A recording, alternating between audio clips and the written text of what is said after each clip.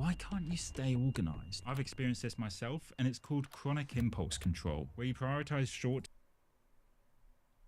Why can't you stay organized? I've experienced this myself, and it's called chronic impulse control, where you prioritize.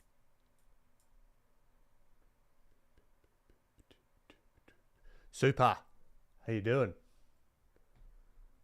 Welcome, welcome. All right. Let's get it going, shall we?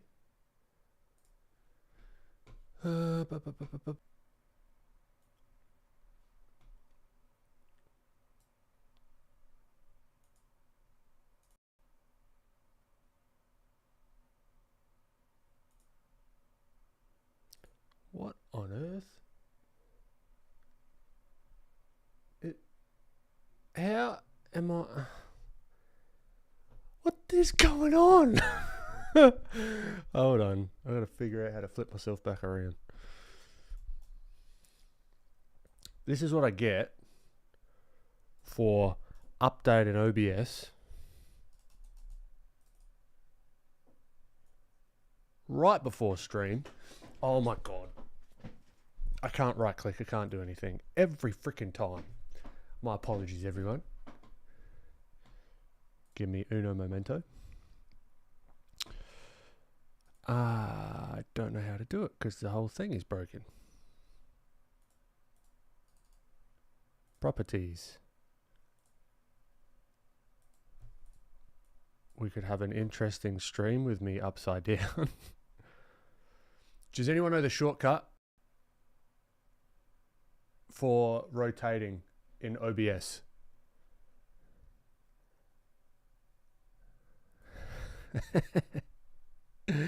What's happening, Misha? How the fuck?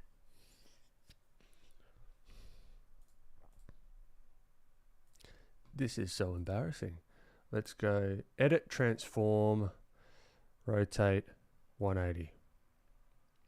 There we go. And then got to do it. I haven't done this manually ever. Flip horizontal. Oh, we're back. I'm not even going to try and go live on Instagram.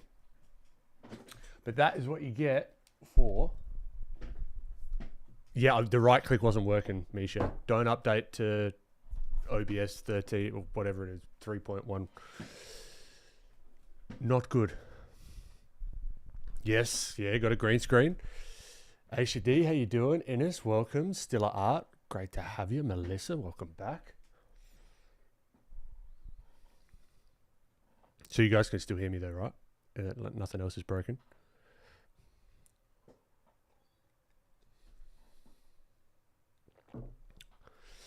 So, with that, today, I want to experiment and play with understanding, how do I say, I guess have a deeper understanding of the references that we're going to refer from or to. Are we referring to references or referring from the references? Either way, instead of just going, okay, let's get a reference and then just copy the shapes, I really want to understand the shapes more so. We might get into a little bit of anatomy. We might do some cars. So this is one I was just sketching, doing a bit of a doodle yesterday. And although it is kind of similar to the pose and everything, I think I could rotate it any way that I kind of wanted with a little bit of struggle, definitely. But that's a kind of practice that I want to get used to is, yeah, breaking things down even more and having some bloody fun with it. I reckon that's the plan. So I'm just going to get my music up. Now, no music on this stream today. Just throw your own music on, have some fun. And then we can get going. Also for the references, I've added a new reference images section in the community resources of Discord. So I've also cleaned up Discord a lot, so it should be a little bit easier to navigate. So yeah, I've just got a pinned thing, so you should be able to get all these references from my Pinterest under the appropriate board, I guess. So yes, there. I'm thinking about doing like a weightlifter like drawing, and I wanted to do like a little like chalk hand slap.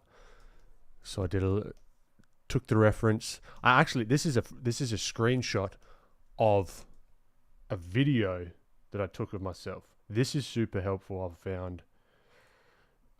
Take your own damn reference,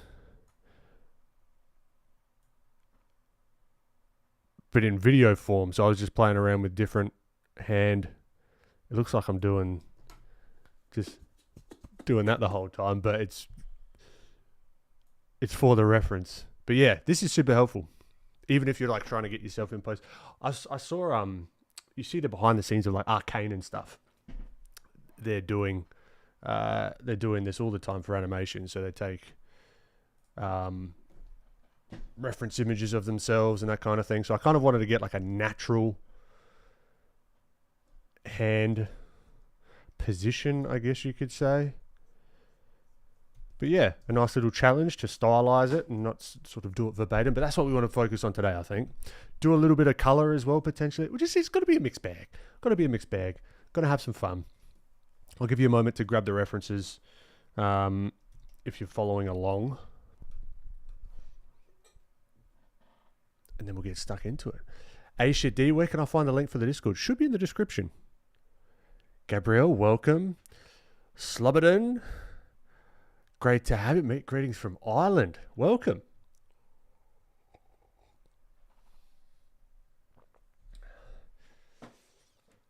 Yeah, I've also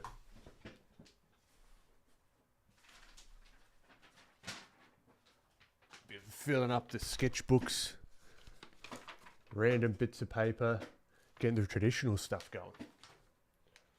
It's like, even little things like, I don't even know if you could see it. Like, some of them look absolutely terrible.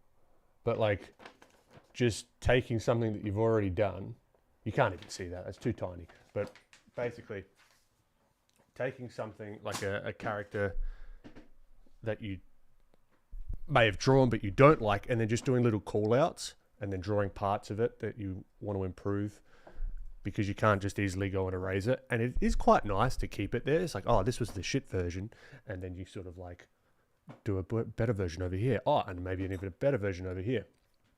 So I want to kind of bring that practice into the digital realm. Anyway, I'm going to stop fucking talking so much. Well,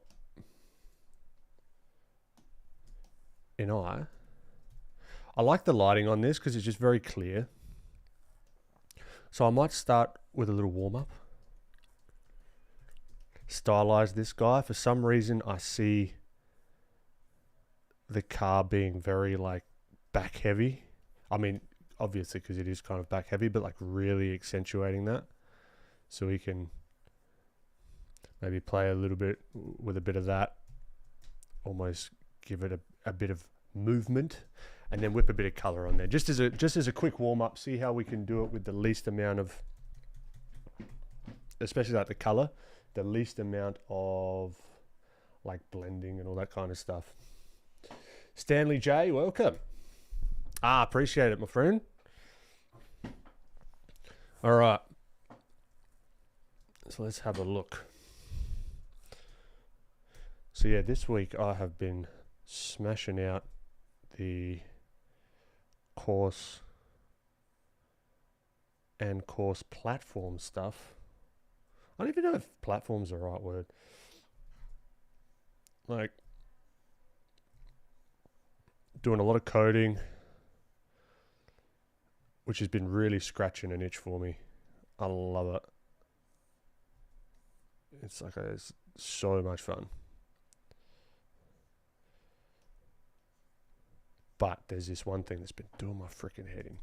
Because I'm building, Francis and I were building the editor to actually create lessons and that kind of thing. And I'm trying to like, because it just started off, I don't know if I'm getting too technical about it, like if this is just boring as shit, I don't know. But I'll keep talking and you tell me to shut up and be like, I don't know what you're talking about. But it started off just as files. So there's these files called markdown files. And the lessons that I was creating were just all done in them, in markdown files. But now we're working on building the editor. I'll show you guys after. And I don't know if you guys are familiar with Notion, like the app Notion. We really want it to be as smooth as writing stuff in Notion. But man, oh man, has that been a headache and a half. Trying to get that to work, but anyway. All right, so I'm just trying to get this idea of this like big backside of the car. And the wheels are kind of not as set in. Young word, avid Notion user here. Nice one. Me too. And I've just got a massive appreciation for how their editor works. So it's like, so I've got the slash commands working. So you just hit slash and then you can add stuff. But what I'm really looking forward to is search. Figuring out search, because that's one of my biggest issues with courses and that sort of stuff in general, is being able to have it. I guess the real reason that the main reason I'm building something from scratch is purely to solve a problem of mine, which is having it be a resource that I can come back to and easily find the information. It's not hidden in a like 30 video, like one of the 30 videos that are in a course or whatever, or like hidden in a bunch of text that isn't searchable, a book. All right, so I want to sort of mix those two worlds together and do some fun stuff, like even grab the transcript of the video and then have that searchable. So if you want to get all the scenarios or the situations where I talk about a certain topic, like if you're struggling with like reflected light, search reflected light, every clip, every section, every chapter that has anything to do with reflected light, you can sort of just jump to all those sections. That's the goal. Getting it to that level of just searchability would be freaking awesome. Going to take some time, but I reckon it would be worth it. Even just for me. It's like even my notes as well, like thinking of it as just as much of a resource for me as hopefully it is going to be for the students.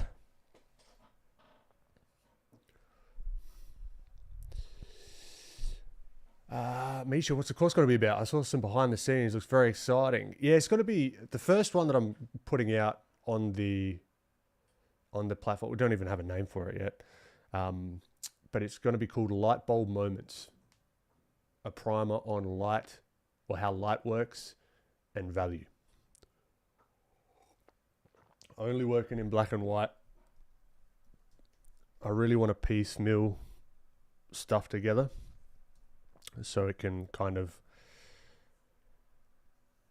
if and when I put something out to do with color, then it can refer back to that one. And it's all segmented for easy searchability as well. And again, it's kind of like a nice little, because I write all this stuff in my Notion document as well, and like Obsidian and that kind of stuff. So it's also like a very cleaned up version of all my thoughts and little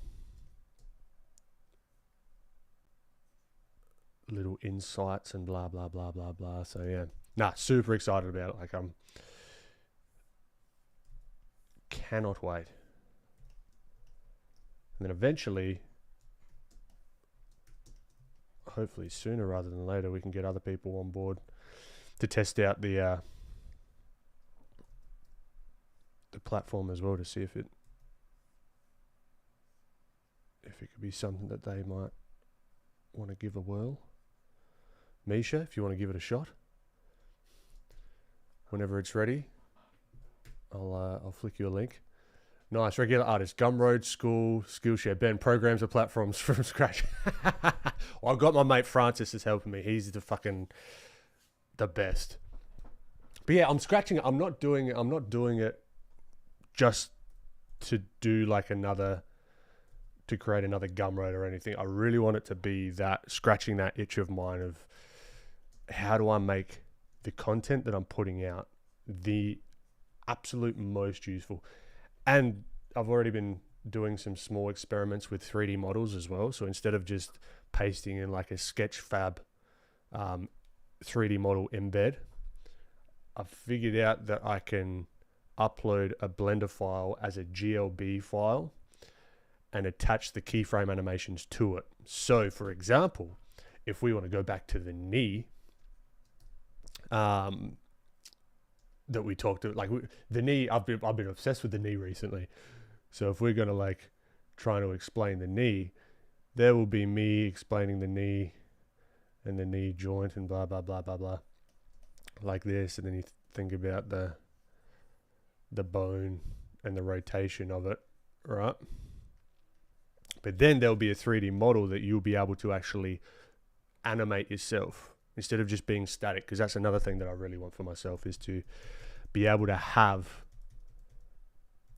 articulated 3D models that then I can potentially have just like the bone, and then I can just add the simple shapes on top, and I can go up in layers. So I can look at the bones and then go up in the layers of like the larger shapes, and then maybe a more detailed version and more stylized female, male, like, you know what I mean? That's a longer term kind of thing. But doing like more custom in browser 3D models is going to be a good little challenge, I reckon. But yeah, anyway, I'm very excited for it.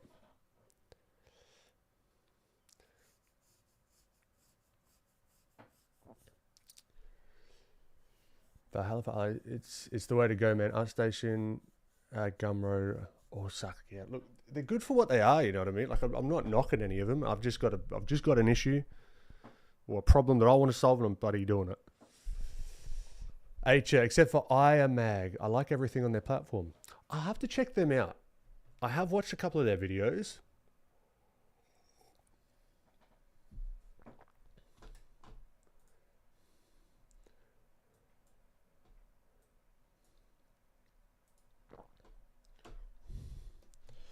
But yeah, that is very top of mind for me at the moment. Just knocking this out, which has been a ton of fun.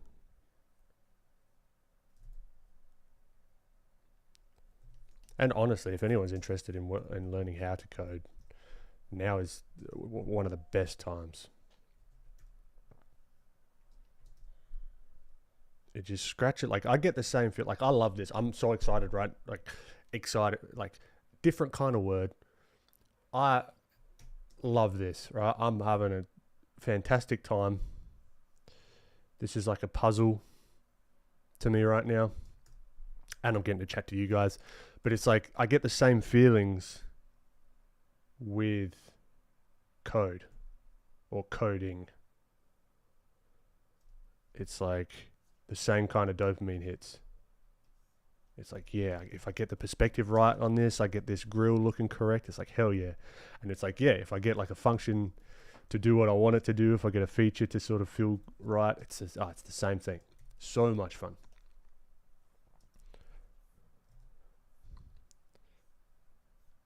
Yeah, I'm just doing a few little landmarks. Let's maybe add the tires.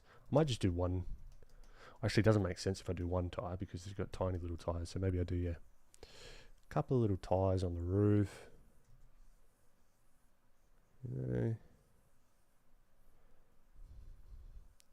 See how I'm using the reference, but I'm not sticking to it. I mean, we're looking kind of more down on top of this car at the moment. Sly, how you doing? Calvin, I wonder how you handle drawing on a white canvas without getting your eyes tired. Just curious. Oh, I don't know. I've never thought of it really, if I'm honest. Super, how are your pen sketches going? Pretty good, if I'm honest. Like, I'm getting a lot more confident.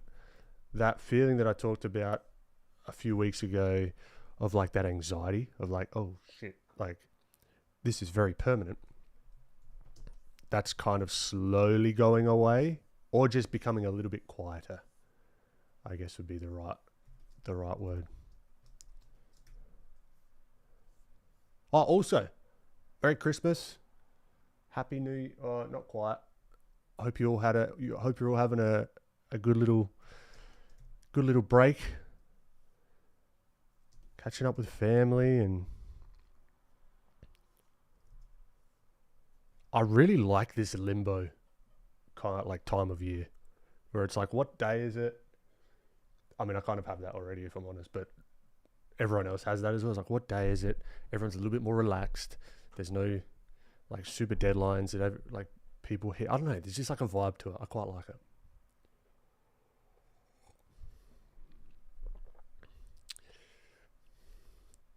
Gabrielle, what is the best way that I can learn coding for 2D indie games? I've never done that before. I'm mainly web dev. But I'd love to figure that out as well. It's actually helped with animation, particularly in like After Effects, because After Effects uses JavaScript as their own version of JavaScript. But I think there's a lot of similarities with learning this stuff and kind of anything really. I would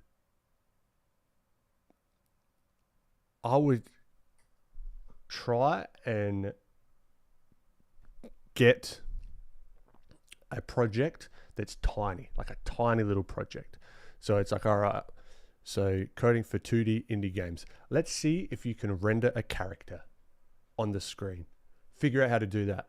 And then just like check that off the box. Cool, got a little character on the screen. Maybe it's a side scroller, whatever it is. Even ask ChatGPT, what are the most popular languages for 2D indie game? I don't know, but Super would be the one. Here we go. YouTube has lots of resources depending on what game engine you want to use. Unity and Godot are great for 2D. Unreal, not so much, but some people make it work. There you go. So Unity and Godot. Is that how you say it? Godot? Godot. Godot. We're also trying to come up with a name for this, like the course platform. I don't want it to have the word course or be too on the nose. Naming stuff, even in code, I don't know, Super, you'd probably know this, is one of the fucking hardest things. Years of burning eyes in the darkness. Yeah, I wonder if that'll actually make a difference. Let's get the canvas just a little bit grayer, maybe. Gray it down. Godot. But yeah, doing a bunch of small projects will help you learn the engines. Yeah, for sure. I mean, that's something I'd love to do eventually as well. So when I'm doing this, all right, back to the drawing, okay? When I'm doing this, I'm trying to imagine, or I can see it in here, but I'm trying to imagine the structure of the car, right? And trying to think, okay, the seat is here. This is kind of ambiguous. I can't quite see the seat. I don't know what's going on there, but that is kind of hitting, like if we were to draw a line directly up from the seats to the roof, whereabouts would they sit? Okay. Somewhere around there on the roof, right?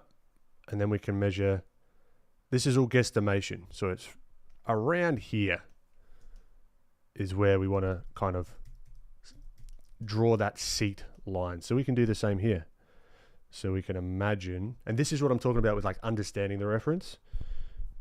It's absolute game changer. As soon as I started to understand the reference,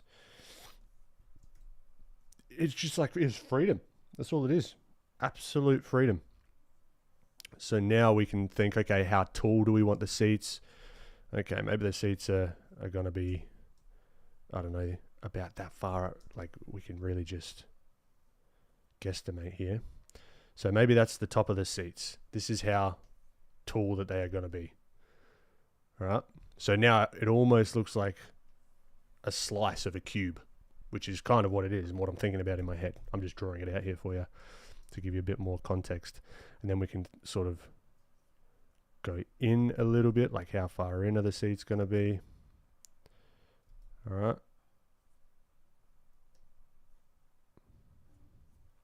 There might be the center console. Like, so you can just start like inventing things inside.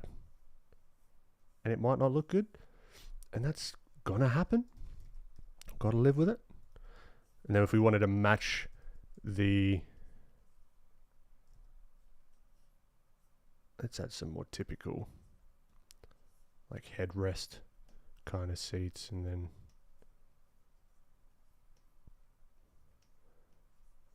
etc, etc. You get the idea. And then if we wanted to find the other side of the window, again, this is all sat in perspective. Okay, I've not drawn this out, I've not ruled this out to perfection. It doesn't really matter, but I've got a decent idea that all these lines are going to be converging over here somewhere off. And this is really what I've been studying more recently, is just getting comfortable with figuring stuff out with the reference instead of being super reliant on it, so we can come through. I want to find this corner. This is what I'm focused on right now. So then we figure out, okay, what kind of perspective are we looking at? It's going to be back here. All right, come straight back down. Now I want to find this little corner. Guesstimate might be around there. Okay, and then this here is in a line that we can use perspective wise to kind of go back in space, not that far, not that extreme. All right, so these are the lines going back this way. They're going to converge somewhere off into there. I don't know why this is turning into a lesson, but I'm talking this through for myself more so. Lana, welcome. Aisha, so true. Dead sick. It's 1 a.m. But here we are. Oh, I hope you're feeling better, Aisha. I'm saying your name correctly, hopefully. F Max, how you doing? So then we find this corner, and then we connect the dots. A lot of it really is connecting the dots, even on the smaller scale. Even, for example, like with this fella here, it's really thinking about the larger perspective. So we've got that horizon line going straight through him. And the cool thing is, once we understand this stuff, we can then manipulate it however we want. We can make it like a super wide angle lens and really like squish these things down super small if we want to. But I'm looking above and below. What should I be able to see above, and what should I be able to see below? Where it gets tricky is if, for example, and what you got to kind of start wrapping your head around, or what I've started to have to get wrapping my head around, is say if we got the horizon line here, everything that is above this horizon line, so also the eye line, horizon line equals eye line. That's something that I've learned recently. You guys might have already know that. You're smarter people than me. Horizon line, eye line. Okay, if we're looking up at this, technically, if there was, say, a cube, we're going back to simple shapes, not to get too fundamental with it, but we'll be looking up, all right, up at the cube. If we're looking down below the eye line, we would see on top of the cube. But it gets tricky if, for example, say with this head and this helmet, if we're looking up but the head's tilted down. Those are the little things that you've got to take into account, and which can trip you up even with trying to identify the eye line, right, or the horizon line. So say, for example, this is that head, right? Like a head. Okay. Jaw, blah, blah, blah. You get the idea, right? Nose. All right. It gets tricky when we're looking above, but they're potentially like looking down at us, because there can be like some in between. Like sometimes it might look like the head is just straight looking, like there's no perspective. There always will be perspective. There's kind of like this potentially in between space where it's like you're looking up but the head's looking down. So and that's where you can actually make a decision. Would it be more interesting to see underneath the chin, to give it more of a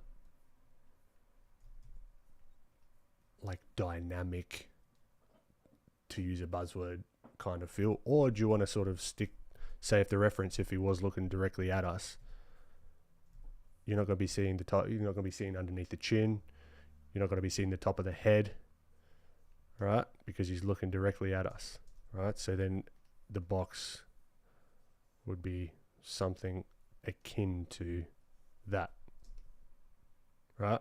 Hopefully that makes sense. I've got to work on explaining that a bit more, but I don't know. Sketchy Squirrel, welcome. Naming your references and variables is annoying. When your scripts get big enough, oh, tell me about it, dude. Oh, fuck. Absolute nightmare. Sketchy, great to have you. Adam, happy Monday to you.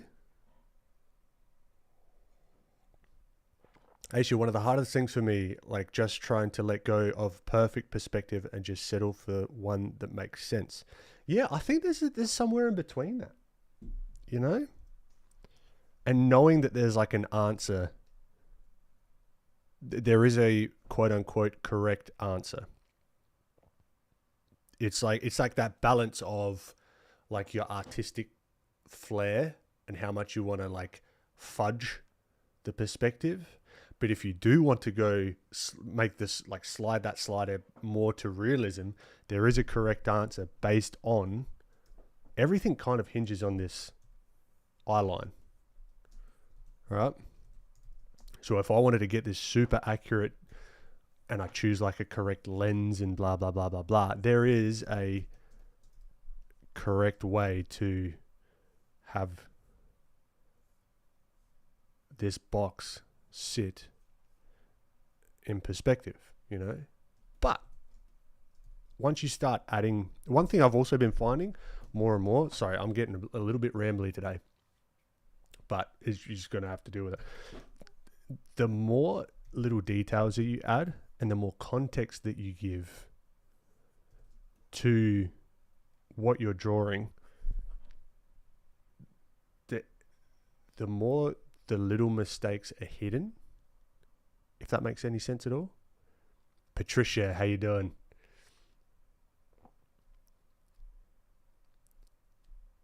Yeah, hopefully that makes sense.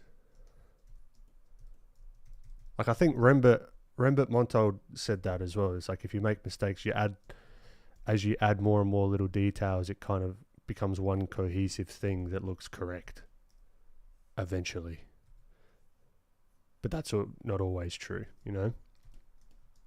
Anyway, ramble over, class dismissed. Let's get back to the bloody car.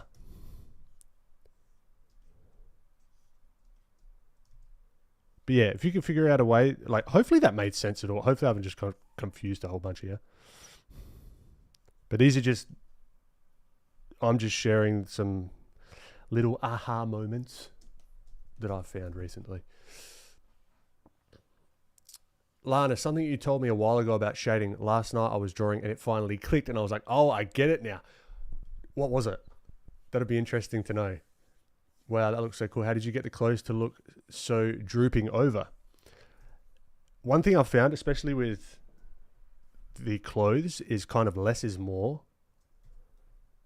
particularly if you've got a reference, like you got a reference here, and there's going to be like this crease, all these little creases, crease, right? That they're all doing something. With a more simplified kind of style that I'm going for, seeing if there's ways for you to kind of just do it minimally, but still keep the similar rhythm. But yeah, I use reference. That's how it looks more accurate. All right, let's give this guy a little knock back.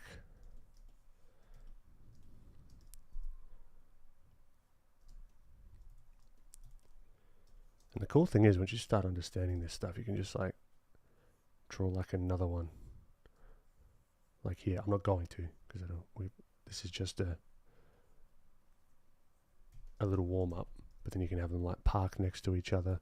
Maybe they're lighting up something here, like a little picnic, or there's an alien that they've found, UFO. You know what I mean? Like you can start to create a story there.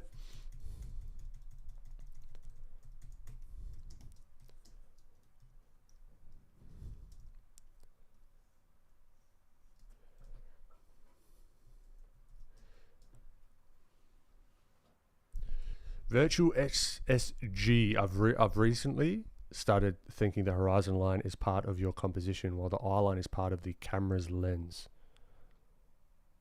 Yeah.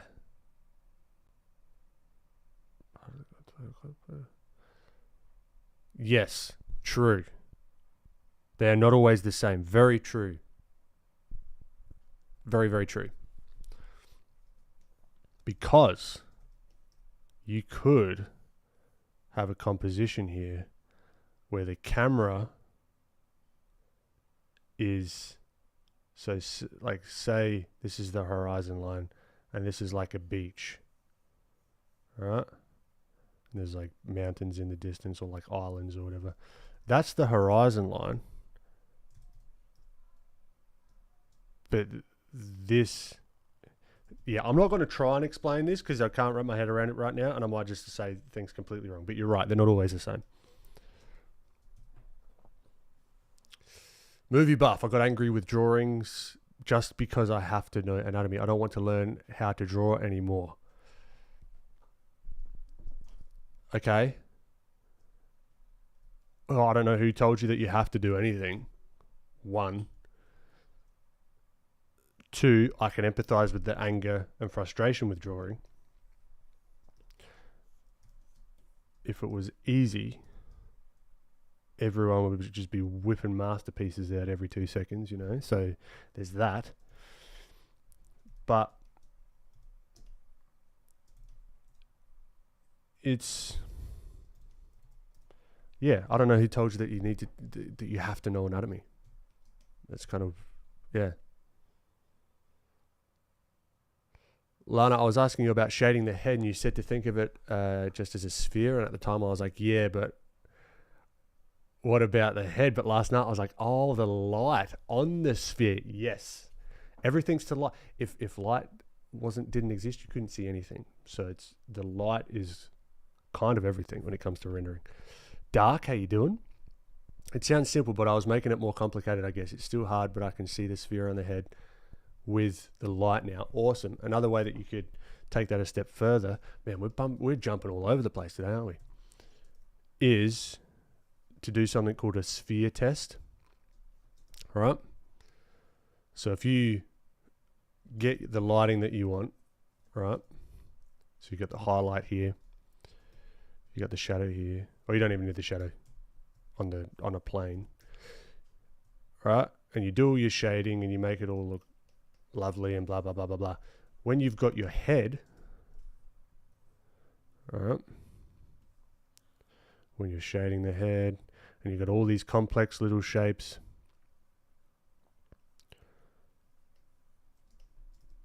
right, and it's all very tricky,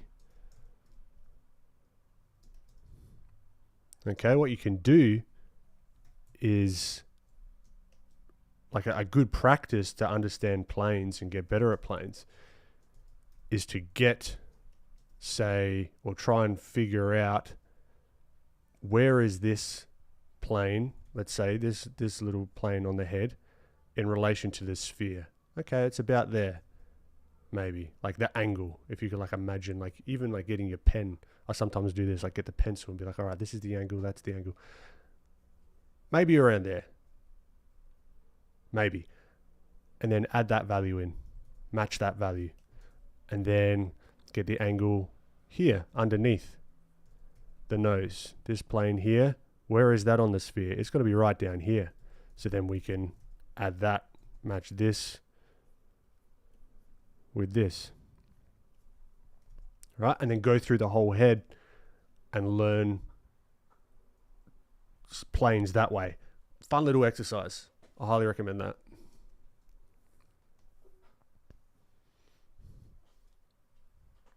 Anyway, back to the car.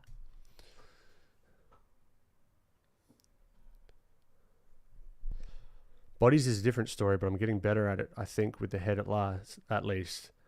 Are bodies a different story, though? Think about that. Patricia, lovely rest. Those cars remind me a bit of Akira Toriyama car designs. Akira Toriyama, I'm sure I know who that is. I'm terrible with names. I'll have to check him out. Super. Bloody bang on. All you need to know is how to see and analyze and how to draw what you see. Learning anatomy is just a bonus. True. I should get back to the car.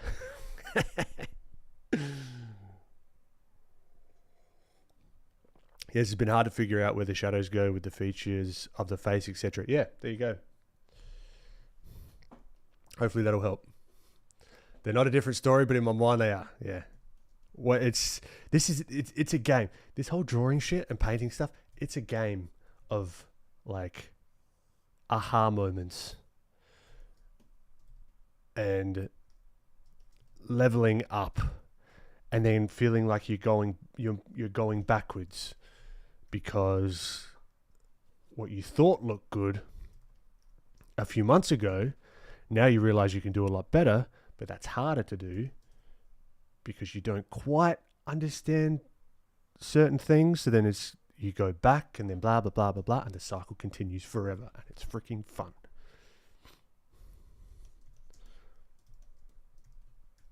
All right, let's make this some huge air intake. I think that's what this is called.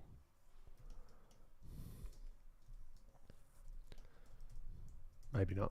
Ah, fuck it. Yeah. No. I liked it a bit smaller.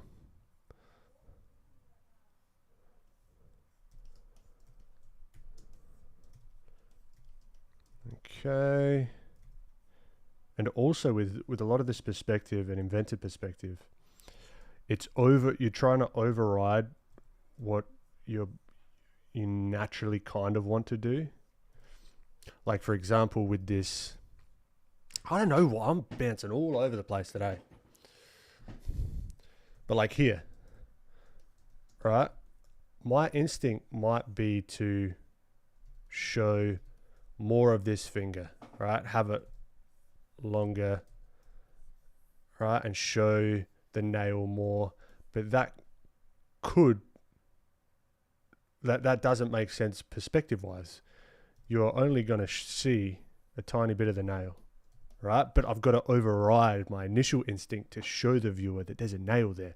And so you've got to show them front on. That has been a learning curve for me as well.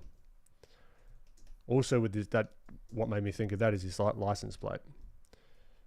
All right, I want to my instinct is to show it large, and then like there's this whole thing underneath here, so I kind of want to show that, but in reality, that's going to be all pretty much hidden in perspective. It's going to be kind of foreshortened out the way. So I've got to like override my instincts sometimes.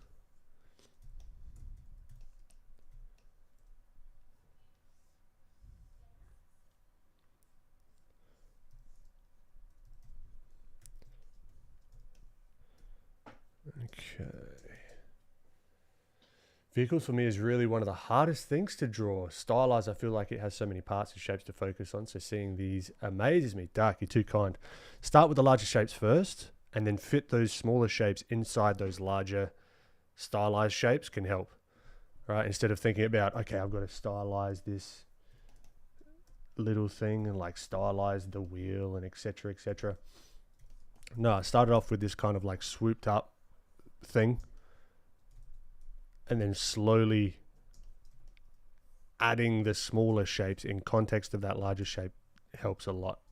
And then just by doing that, you kind of end up with a little bit of a more stylized look to it. And I think I need to hurry up because this was meant to be just a little bloody...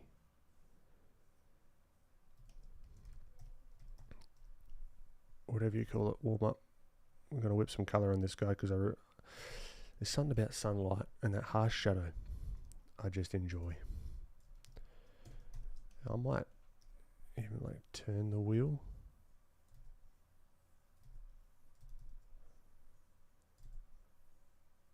Will I? Or won't I? I don't know.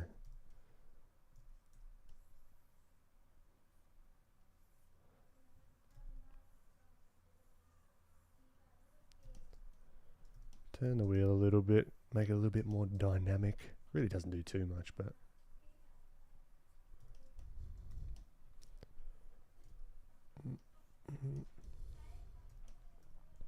I mean, this whole front side, I think, could be way more stylized, but I can live with it. It's fine. It's more like a little bit more on the subtler side, stylistically.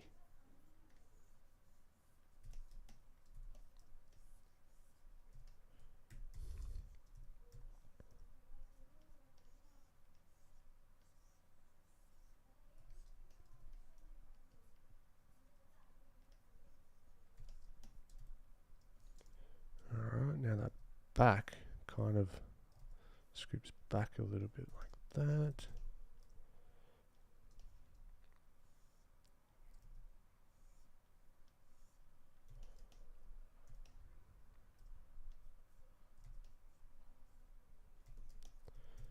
And then we're gonna, so this is where I can get a little bit, it can get a little bit tricky. So I want to make sure that this back wheel is sitting on this kind of plane here. I'm trying to fit that wheel in.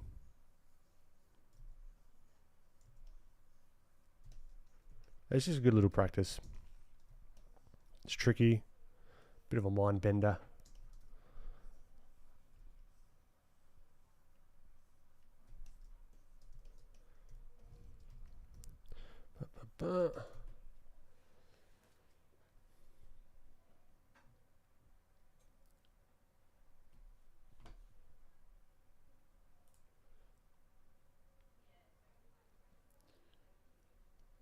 Lana, yeah, this year I'm going to try and get over my fear of contrast. Interesting.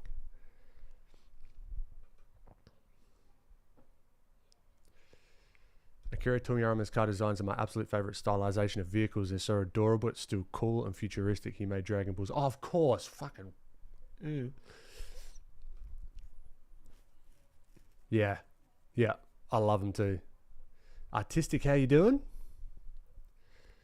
That car must lose tyres easily. You're not wrong. Sugar Beats. Welcome. Patricia, when you see the art, you'll probably notice a lot of the time I have to see the art before I know that, yeah. Nah, I know exactly what you're talking about. And it's, yeah, massive inspiration. What I've been finding as well is getting, I'm not sure, on Pinterest in the Discord, I've been saving a lot of like traditional, or not a lot, but some like traditional ink drawings. And some of the car ones are so simplified. Like they'll do, I think it's no-tan, like the technical artsy-fartsy term for it. But it's like just two values, the lights and the darks. But they'll like group them in a way. So they would probably, all the darkest darks in here, they would like group them into one value, and they might even like have the shadow as one value, and it just blends in so nicely, just like as a, I don't know what you call it, just like a, as a drawing. It looks really, really cool. So I want to experiment with that.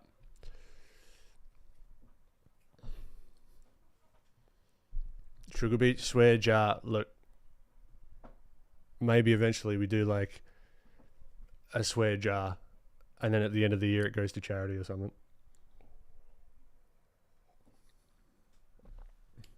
And then after that year, I'm going to unfortunately not be able to stream anymore because all my income would have gone to charity.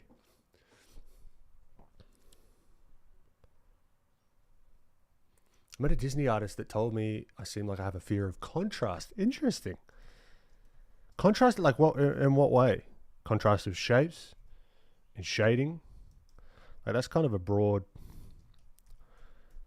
thingamajig, if you know what I'm saying.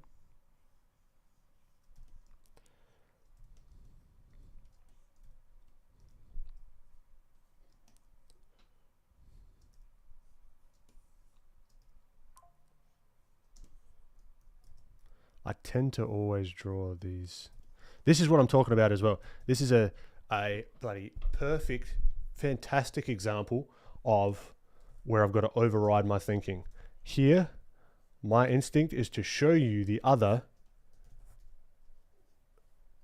mirror, right? I want to show you all of this mirror, but in reality, if we actually take a look and see, like if we try and map that to the other side of the car, and kind of get it here, it'll be around there, right? It's not going to be showing anywhere near as what I was initially going to. So it's almost like I've got to restrain myself. It's probably even going to be less than that.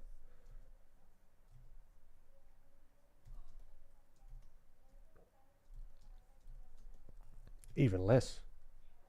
Barely even see it at all. Is there? Does it even exist? Who knows? But sometimes that's where you can just take liberties and you're like, bugger it, I'm going to make them all wonky.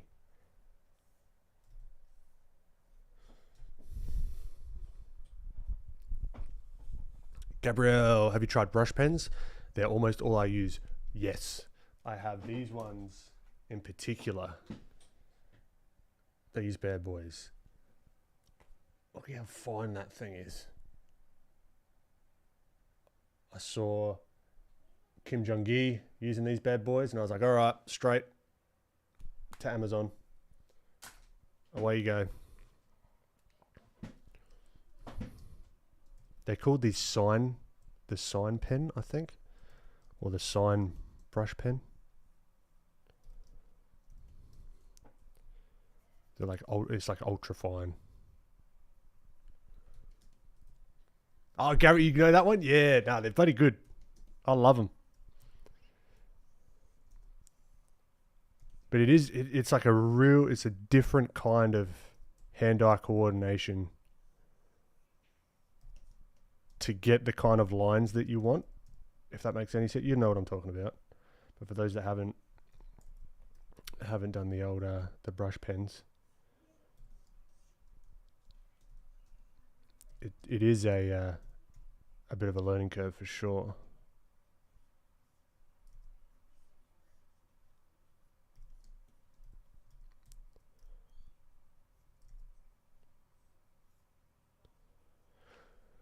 Sugar beets. I saw dolphins the other day on Christmas Day. From I thought at some point the animal question was going to come, so I'd get ahead of it. I had the same problem, but it was in values for me. I've been doing landscapes, big ones, but Looney Tune, Disney, sugar beets. That's cool. I like that. Like the darkest dark and lightest light in backgrounds, I guess. He was like, you need more contrast. I was like, okay, I believe you. Fantastic. But also that needs to be set in context as well, because sometimes you don't want contrast in the background depending on what's in the foreground.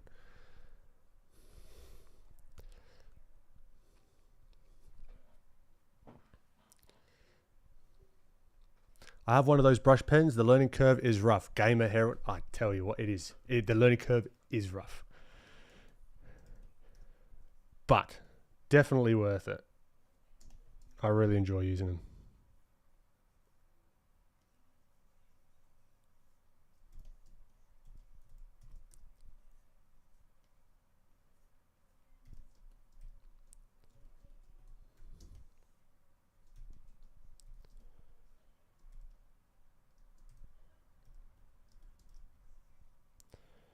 Then maybe we got a bit of...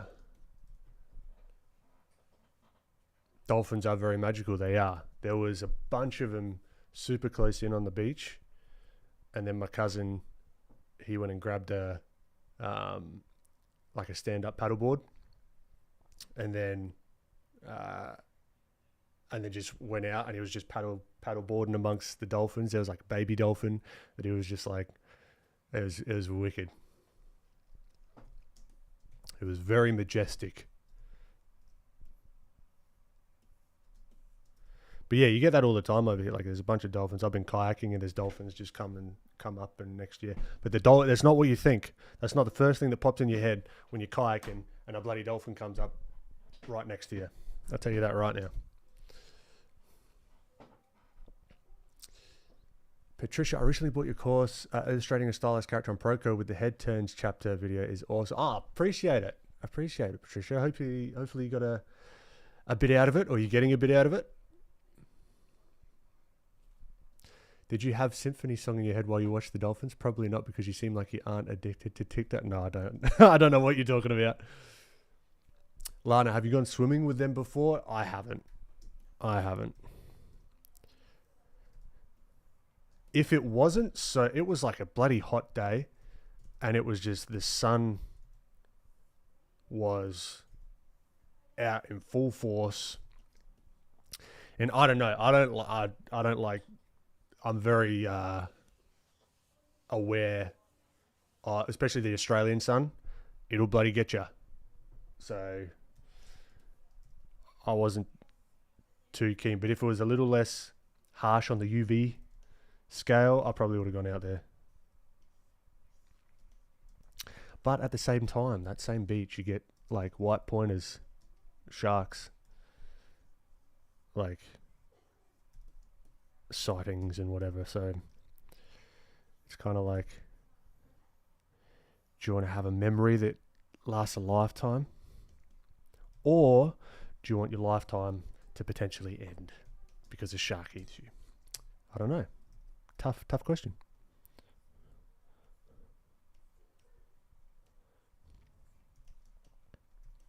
I mean, there was one. I don't know. Maybe that. No, let's not go into the shark stories because they get pretty gruesome.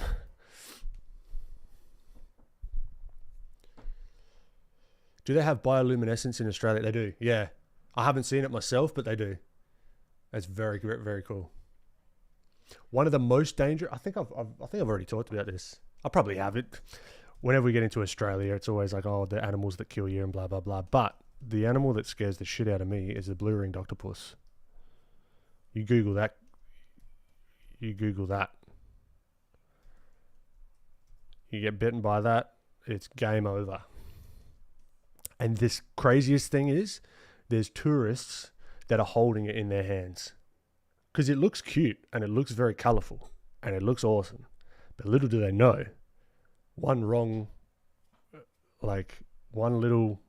bite from a bloody blue-ringed octopus, yeah, you're not going to be having a good time. So yeah, public safety announcement: if you come to Australia and you see a tiny little blue-ringed octopus, or just even like just don't pick up octopuses. It's just not worth it. Like, because you go in the tide pools and stuff, and that's where they hang out. They're very reclusive, so they're not going after you. They're not trying to hurt you. But they're just in the tide pools underneath rocks and whatever. Yeah. Not a good time.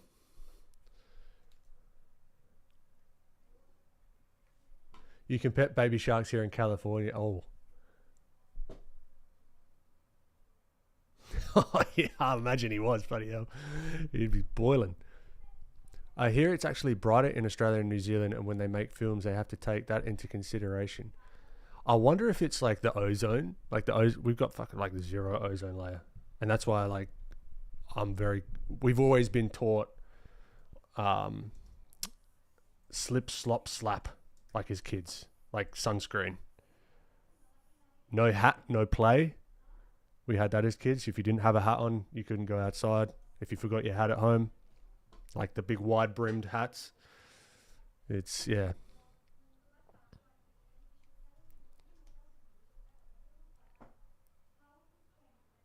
F max, how much stabilizer? I'm on 43, so a bloody lot at the moment. Probably more than I need to.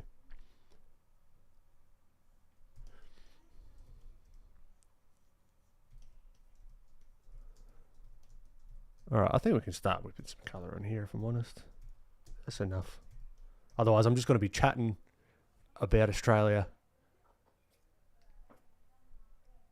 and then we're not going to get anywhere. So, let's analyze. According to the internet, it's because of the lack of nitrogen dioxide and pollution in the air. Could be. That's one thing I did notice, the difference in California to Australia. Like, the atmospheric perspective in California is amazing, like with the sunsets and stuff, because like the hills here, like you can see it a little bit, but you can still see them pretty clearly. Whereas in California, I don't know if it's like the smog, the fog, whatever it is, and because it's closer to the, like, because it's very, I think it's coming up I think it's the Santa Ana winds, I don't know, something like that, where it's very cold coming onto the warm climate. It creates the mist and fog and stuff like that. Yeah, it's very different. Here it's mostly clear, like the air quality, which is good. It's the smog and it's beautiful and pink and purple. That's what I'm saying, Lana. We get none of that here. Like, we get really nice sunsets, but nothing like the atmospheric perspective. It's like primed for gouache plein air paintings. It's amazing. All right, let's get the old filthy plugin going. Shout out, shameless plug, not a plug. It's just the truth. Fill. Let's get an outer shape going. They're very into sunblock in Australia. Yeah, we have to. Yeah, that's all we were taught. I just went to check on iMag. I think you can contact them to submit your art to be exposed on their inspiration page if you want your art is really what they're looking for. Oh, thank you, Aisha. I appreciate you for giving me that little bit of information. Yeah, they're fatal. Yeah, you don't want to touch them. The blue ring octopuses. Lewis D. I wonder, could a dip pen with a flexible nib give you results not too far from a brush pen with smaller learning curve? You could still get different size strokes with a little more control. I have no idea. I was looking into that. I've never used a dip pen. I think that'll be fun.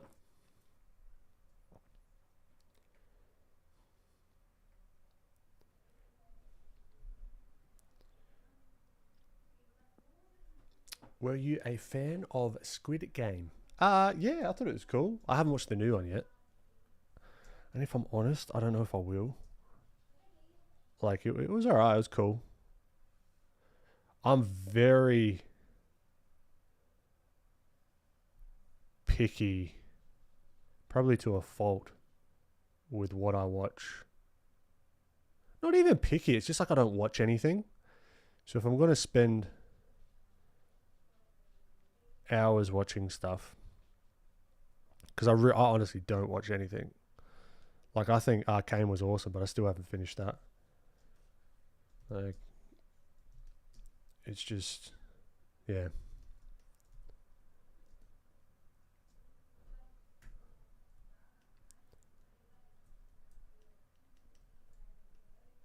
Alright, let's get a little bit of this going in. Don't be too precious with it.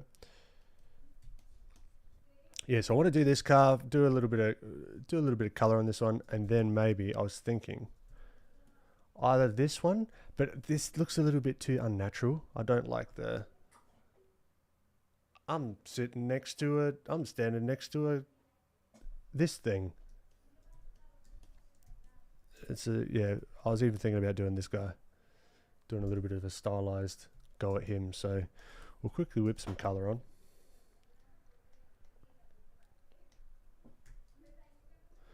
We could even. All right, so what we got to do is we got to think about. Whoa.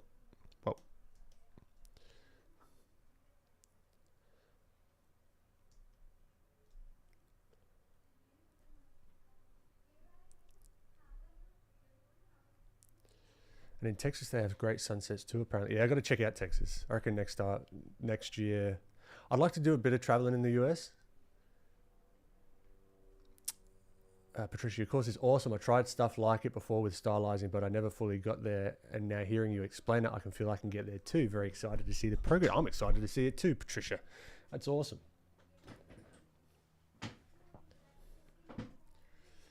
Aisha, how do you switch between the two lassos? I'm pretty sure you mean like between the squiggly one and the line, and then the squiggly.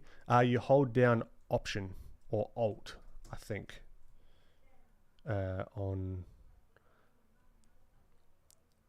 the old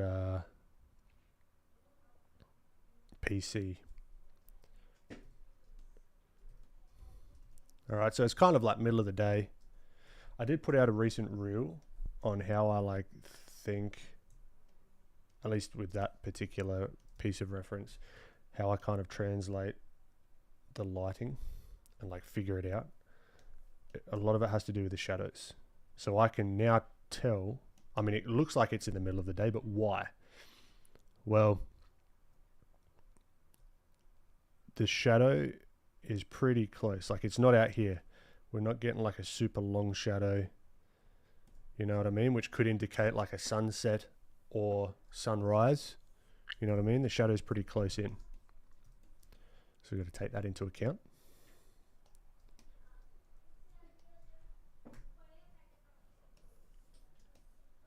And let's start whipping some stuff around.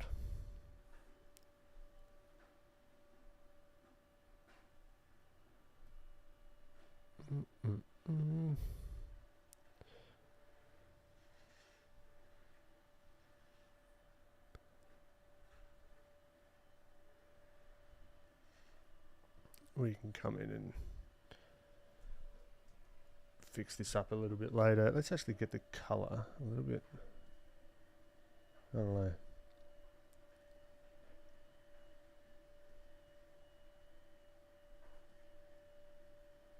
I'm not trying to match it perfectly, but get the similar kind of,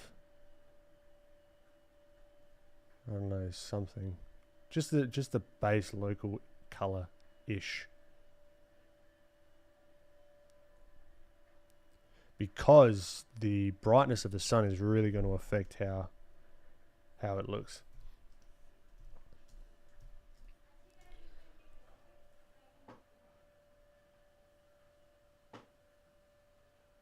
Where's the ad? Yeah, we'll do it later. We'll do some plugs later.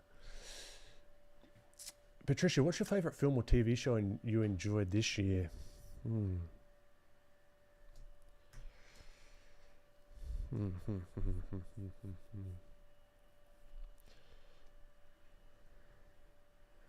Good question.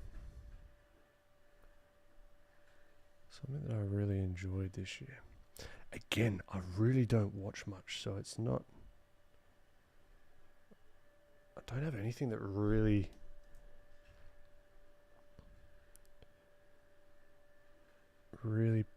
pops out to me.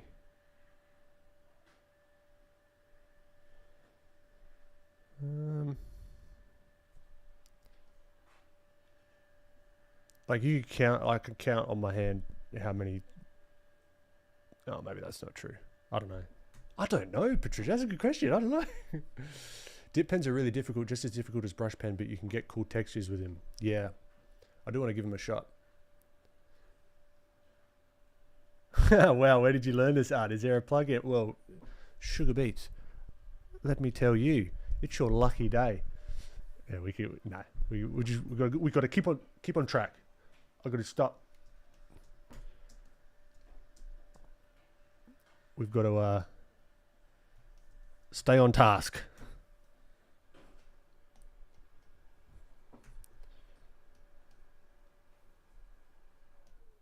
And when?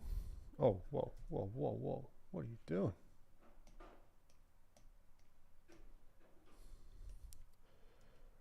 When it's like daylight, I like to put a little bit of blue in the shadows. When it's like sunlight.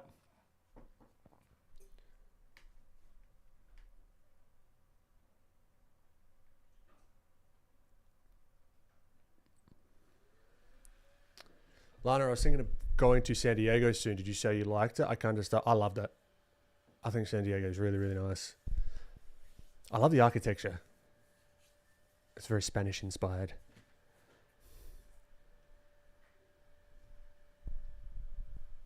Oh, nice one, Lana.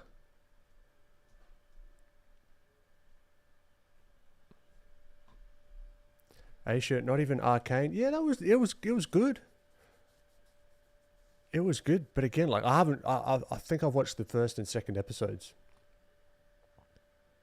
But what do you do if you're not watching TV to just relax? Listen to music, read. YouTube, probably. Just whip on a lot of YouTube. I've been watching a lot of the Primogen. He's just like a developer. Not just a developer, but he's like a coding content creator. He's very funny.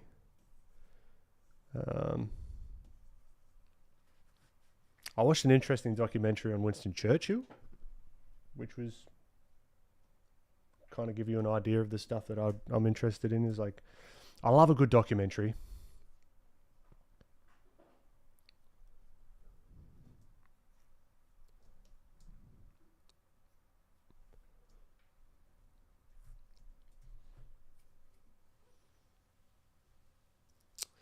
Bias, how you doing? Happy New Year. Super quick, everyone distracted. I know, I'm doing like 2 shapes a fucking minute. We're not going to get anywhere at that rate. So let's turn on the bloody afterburners and just, I don't even know if that's the right term, but you know what I'm saying. Let's get going with it. Boom, boom, boom, boom, boom, boom, boom, boom, boom.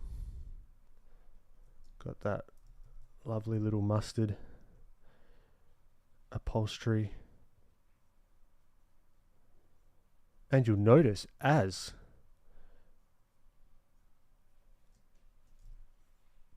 I add colors, it shifts a little bit. You can do hue shifts.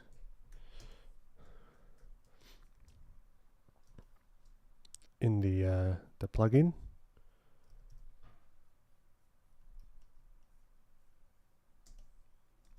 So I'm just going to do all one layer. We're just doing what we got to do, all one layer. I think the seats are probably a little bit too far back, but that's fine.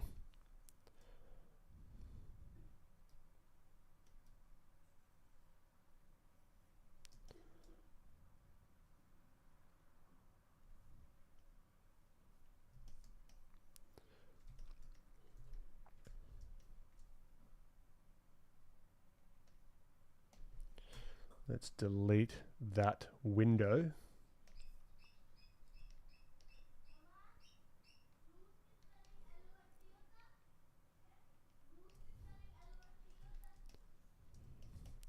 And let's delete this window. We might want to add that back in a little bit later. And let's delete this. Is that going to be like a little bit, maybe like here? So now it looks a little bit see-through, a little bit more dynamic, a little bit of, you know what I'm saying?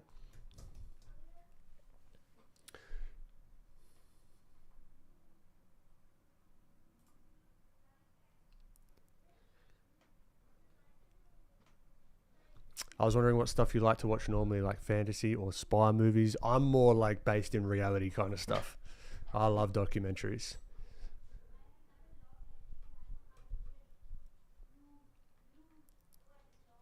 Documentaries are what I have in the background, random ones from YouTube. Yeah, sometimes me too, actually. Some things I have been doing, I don't know, I'm just, maybe it's weird, maybe it's not.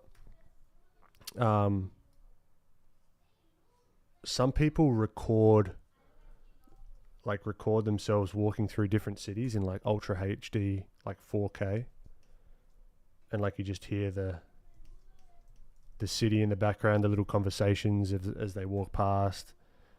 That's quite nice. Also a little bit sad, I don't know, but also it is what it is. Point Dexter 07, long time listener, second time speaker. Great to have you back again. Just saying hi, Ben. Hope your day is going great. Appreciate it, my friend. Thanks for popping in.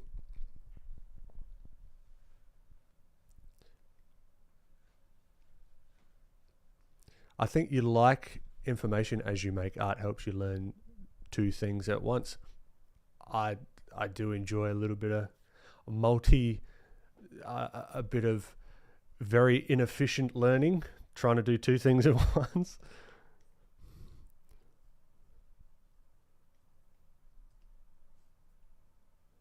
I'm on bloody delete. That's what's going on.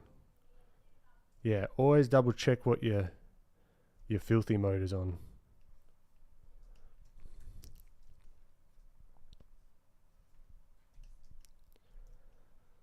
Okay, now we've got to kind of invent some of the internals here. So maybe I just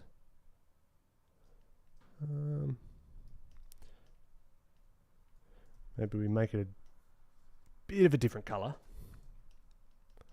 Boom, boom, boom. Just to maybe show different material.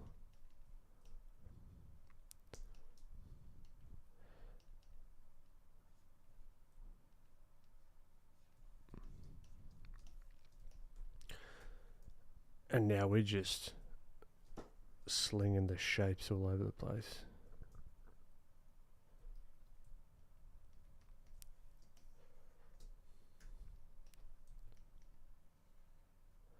Should have called the filthy plugin the shape slinger.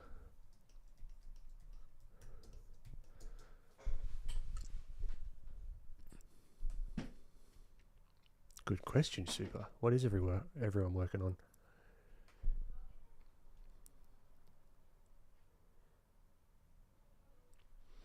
Artistic Spartan. Hey Ben, would it be rude if I donated for you to do some drawings of Elsa on stream, whether it be this stream or the next one?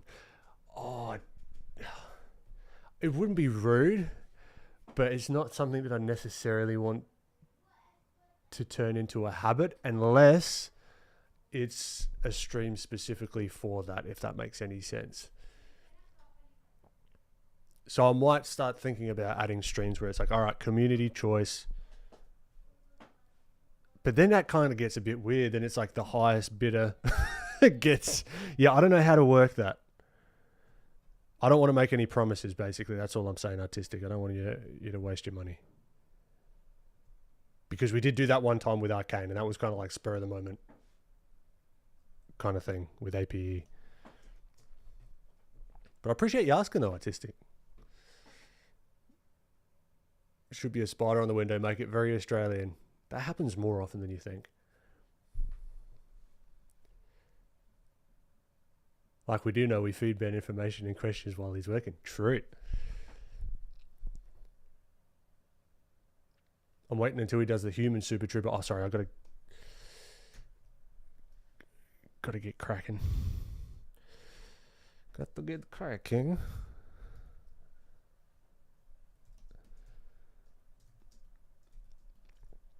All right, let's I just want to fill in this and then I'll get back to chat.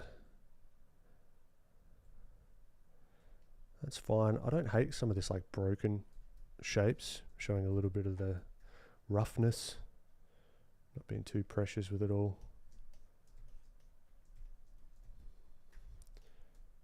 Okay, so when we're in speed mode,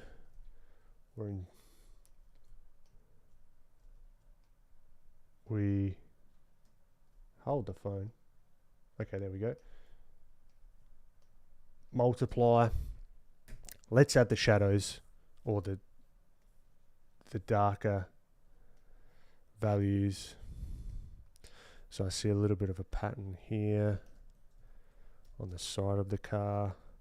So we can do a little bit of this stuff, a little bit of that stuff, all on this side, because the light is coming from here, right, smack bang down. So we want to think about this as simple shapes, as always, nothing different. So we can slowly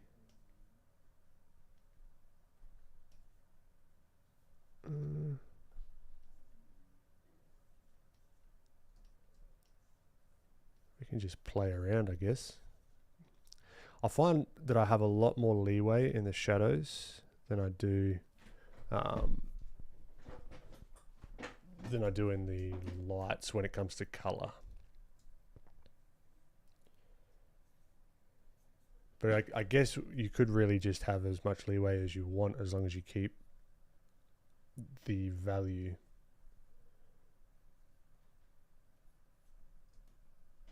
The value is consistent.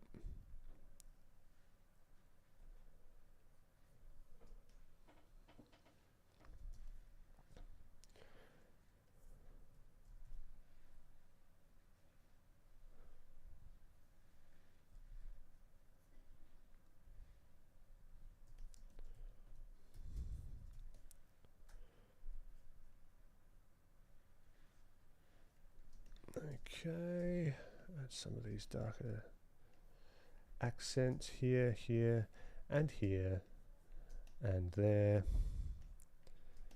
and there. Maybe get a little bit darker inside the car. Because what we're going to do next is we're going to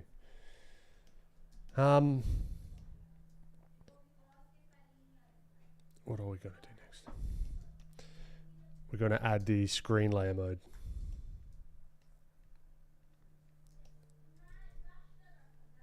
No. Wrong, wrong, wrong. Let's add screen layer mode. Let's add this light. Boom. Turning the lights on. Now I'm making it a little bit warmer because it is sunlight. Nothing like the reference, but you know what? The reference can suck it. No, that's unfair. The reference did nothing. Nothing for me.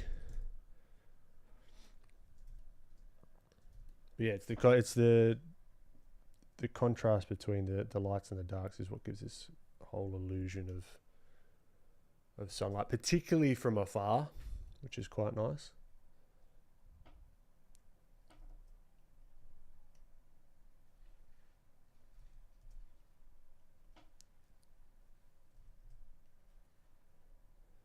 And now I've got to keep in mind the different materials. So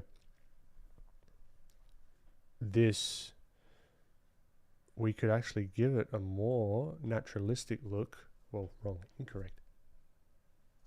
No. What happened there? Oh, this is on normal mode. It's not even on screen mode.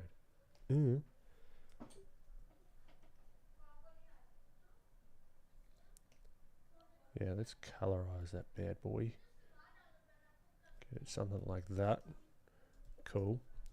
Now what we can do is keep in mind that like the rubber on the tires is not going to be as bright, nowhere near as bright as the reflectiveness of the material, like the metal material, right? Even here, the plastic, still going to have light, right? We can still show the planes, but it's not going to be anywhere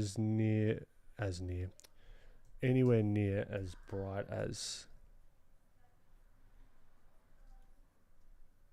the other stuff, the more shiny stuff, because it's got a much darker local value.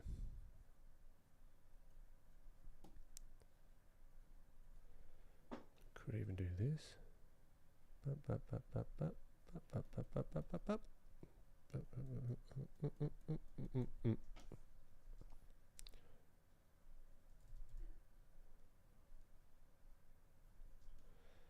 Okay.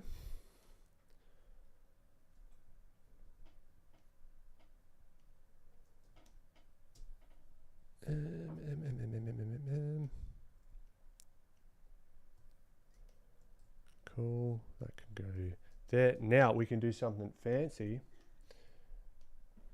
because oftentimes I'm asking what makes sense, why, like what makes sense in this scene, particularly with like the lighting. So this is going to be coming in, the light is going to be hitting inside the vehicle, so we've got to take that into account. Now this may look good, it may look terrible, we will soon see.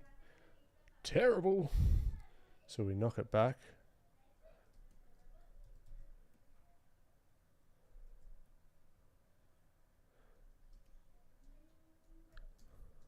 All right, so that means that we need a little bit more contrast. So this might be our light value for this material, right? We could make this lighter, maybe have some of it come across the seat, maybe a little bit brighter.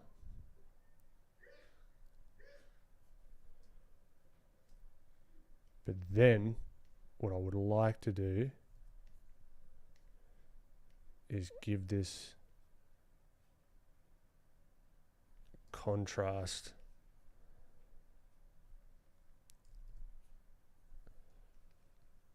All right, so if you zoom all the way out, it looks like the sun is coming through here. It might even be hitting a little bit of this. This might be a little bit lighter, just like a shine. But yeah, even with less detail, we can get like a cool effect.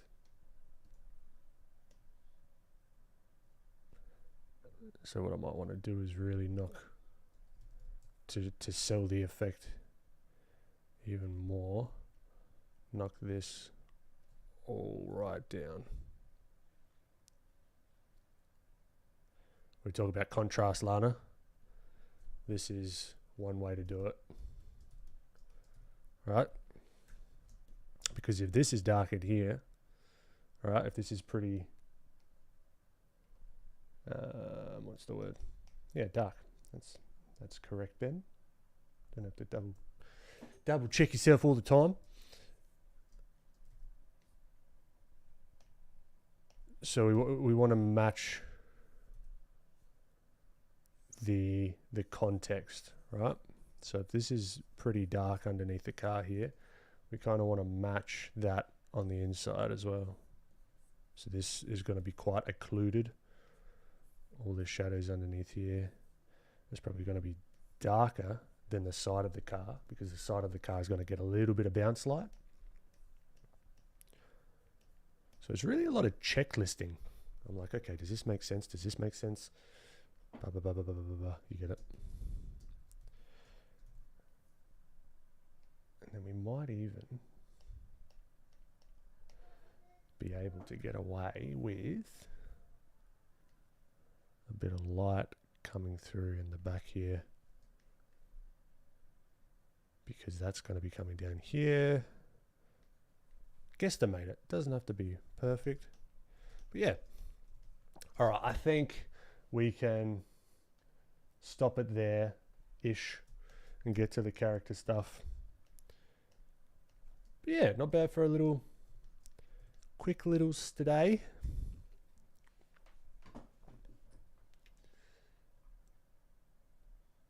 Let's have a look. Where are we?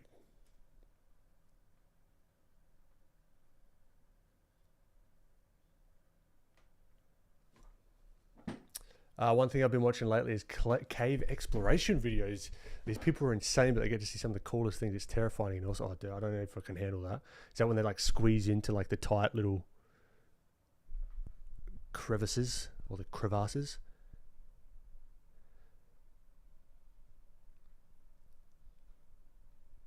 Wait, they don't change their clocks in Adelaide? What are you talking about? Are you talking about like daylight savings? Cave Chronicles is a channel in particular when YouTube recommends urban exploration stuff to me, and that's a whole other rabbit hole. Yeah, I was watching a dude the other day from Melbourne. He went fishing in like, not the sewer, but it's like the drain runoff. He's like in this big like drain pipe, and he's like catching fish in this place. Yeah, it's crazy. I like cave documentaries. What if I gave you $1 million to draw a Shrek? Whip that donation in there, Sugar Beats, and I'll draw 5 Shreks for you. I'm doing some sketches from Pose Maniac's website. Cool. You should make a transformer today and base it on the cart. That would be fun, actually. I kind of want to do some of those like crossover kind of things where you start off with a reference or like do 2 references and then make a character. That'd be fun. That's a good call. You should draw Ben in a Shrek style. Go for it.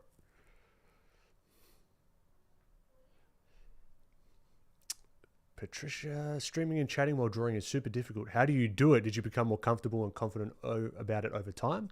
Or were you always this proficient with it? Definitely not. No.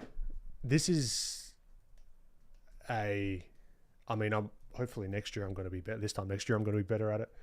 The year after that, etc., etc. But this, me being able to do this and talk and drawing didn't come naturally whatsoever. I just decided to do this as a habit. Like, I don't know how long ago, ages ago. Once a week, hop on, same time, every week. No expectations of it being a lesson or have to prepare anything necessarily. It's literally just me here, drawing and chatting. And it does help a lot with being on camera as well, like thinking through, like for YouTube videos and stuff. It does help because you, particularly if I'm trying to explain things, there's like back and forth. It's like if I say, like, if I'm trying to explain something, then I can get direct feedback on if it actually makes sense at all. So it's like, yeah, it's very cool. Instead of me just, because I spent most of my artistic life all up here. So definitely something you can learn.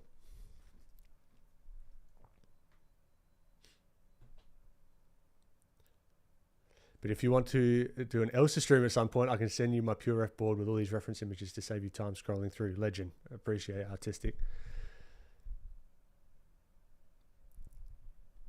Oh, wait, I have a Christmas joke. Lana, go for it. It better be good. I have an Elsa that I never finished from ages ago. I really just wanted to sculpt the hair. I'm a big fan of her braid. Yeah, super. Have you ever tried... what is it? 3D coat?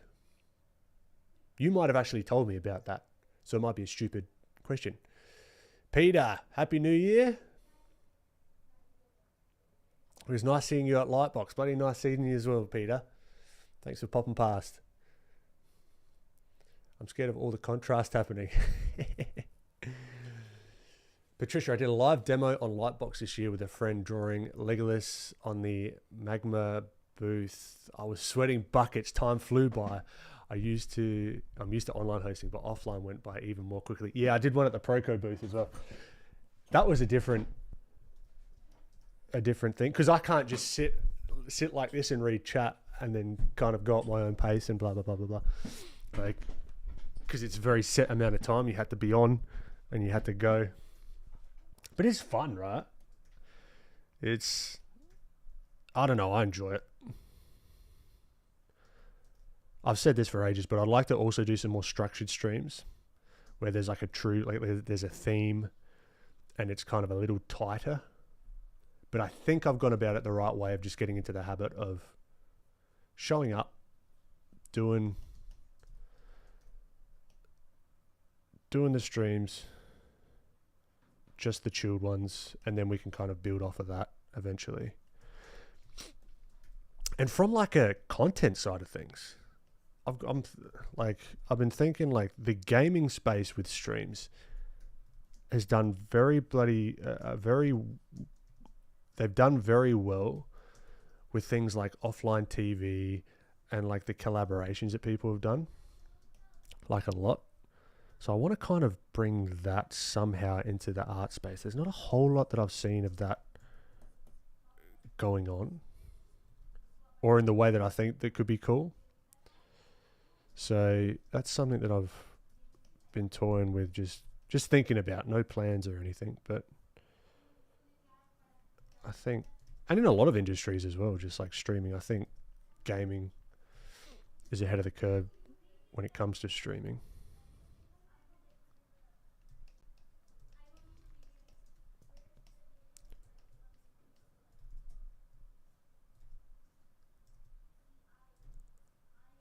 Okay, so his head, I'd like him to be a little bit forward, so he's like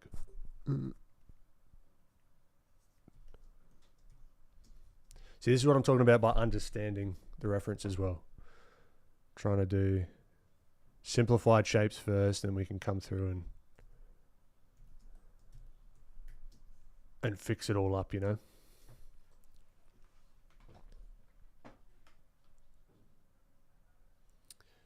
Trying to get more comfortable to show the process and talk through it. Hopefully it will get there eventually. You definitely will. No doubt. It's just a consistency thing, just like with anything. Just like with drawing, art, whatever. Only 5 Shreks for 1 mil. You don't know what kind of Shreks they're going to be.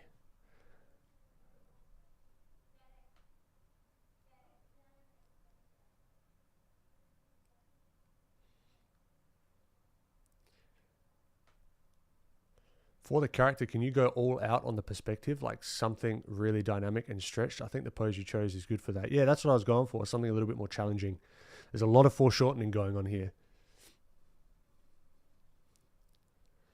K44RBON. Hello. It's not a good joke, but it makes me happy. How much does it cost for Santa to park his sleigh? Okay, I haven't looked. I'm going to try and guess. How much does it cost for Santa to park his sleigh? Where is he parking? Is it in the city or is it more suburban?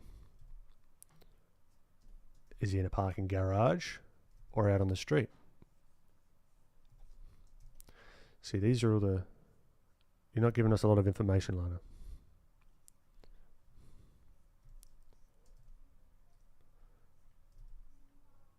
Yeah, I don't know. Let's have a look. Nothing, it's on the house.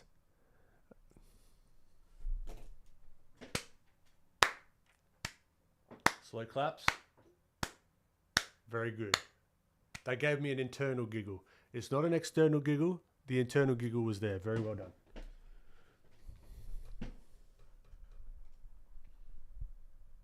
I don't think I ever mentioned 3D code. I tried it once, but there was almost no info about it at the time, so it was a struggle.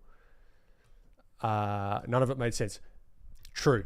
But their sculpting engine is very interesting. It's more additive than Blender, so you don't have to start necessarily with a base mesh. You can actually just like create things in space and then have them mesh and meld together. It's great. It's a voxel based. It's very interesting.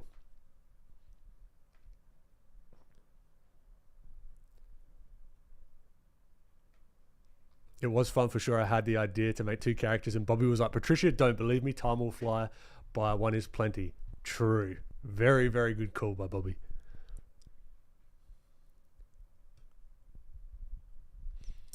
Lewis, I find this whole thing about working on a project or idea while streaming interesting. Talking through your thinking to people is always good. In software development, we have this concept of rubber ducks that is pretty much the same. Rubber ducks, interesting. Is that similar to like building in public, or you got like the dog fooding, which is like another software thing where it's like you're using your own product on the daily, which kind of isn't the same as like sharing your thoughts about it. Only top quality Shreks here at Ben Eblin's Shrek Emporium. Mate, I'll open up a store. If you whip me a mill, I'll draw 5 Shreks. I will oil paint 5 Shreks. I will rent out a gallery for a year, and those 5 Shreks will be available. And I will share half of the, I'm thinking about it like it's actually going to happen. I will share half of the sale price if one is sold with chat.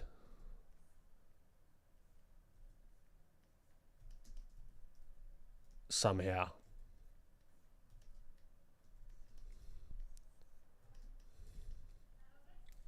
Imagine Sugar Beats is like an undercover like billionaire and she's like, okay, bet, boom, off you go. I'm like, well, the next 12 months is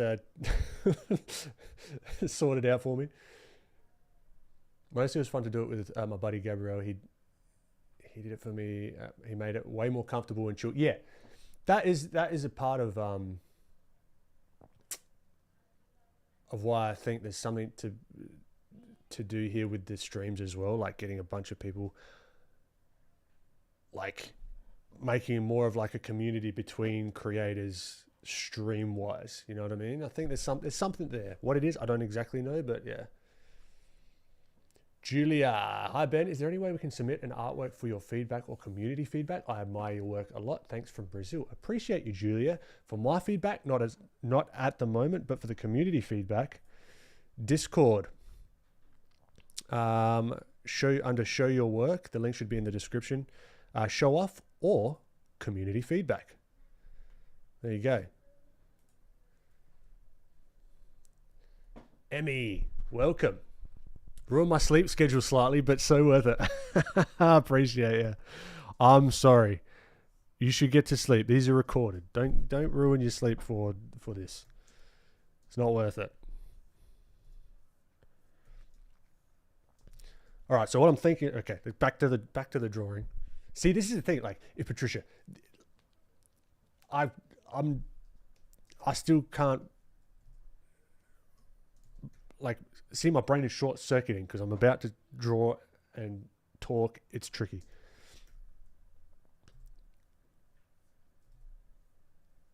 Like, I get distracted all the time, and that's why doing it as like a casual thing and not starting it off at least as a casual thing,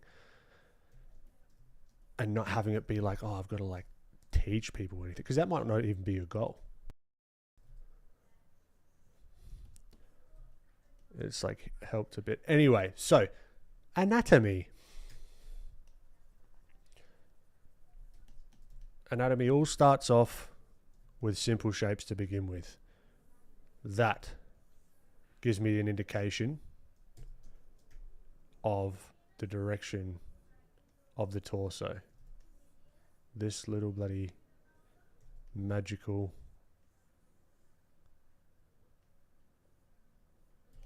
shape here. It's probably even more tilted than that, but you get the idea. Now, I think there was someone in chat as well saying like they were getting all pissy with learning anatomy and blah, blah, blah, blah, blah. You don't need to. Do I recommend you do? Yes. Is it a necessity? No. Well, is it? That depends. Is it a necessity? For what? I don't know. It depends what you want to do, because I don't know what that person was wanting to do, right? But here, every part of it interlocks, okay? This deltoid here. And if I'm honest, sometimes I get very confused about the insertions and where stuff is going. Sometimes it's very clear, right? So I can see the traps inserting here, all right? But sometimes, particularly in people that aren't like lean as shit, it's sometimes tricky to find, and it's not even necessarily useful to to think about the muscles underneath, because it might be more fat. Really, the most useful stuff, and you've probably heard this before, is the bones, because most of the time you're going to see like the jaws, the sternum, your clavicle, sometimes your shoulder. But even that gets a little bit ambiguous sometimes, where it's a little bit like, what's going on? Elbow, like this, like, I don't know if you can see that line here, like the ulna, the little ulna bump there. There's like a direct line straight to your elbow. That right there is bone.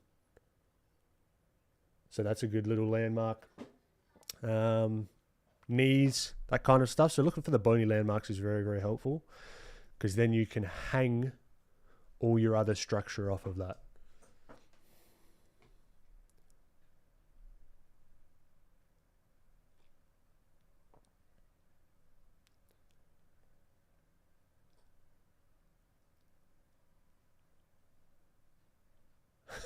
Gamer heroin.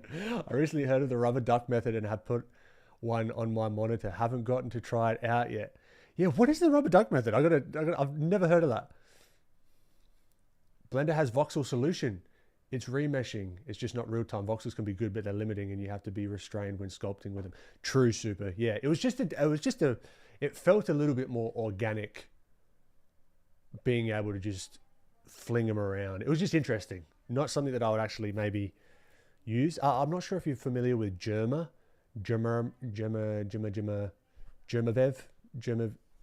Hold on. I never say these names out loud. You probably know who I'm talking about. Instagram.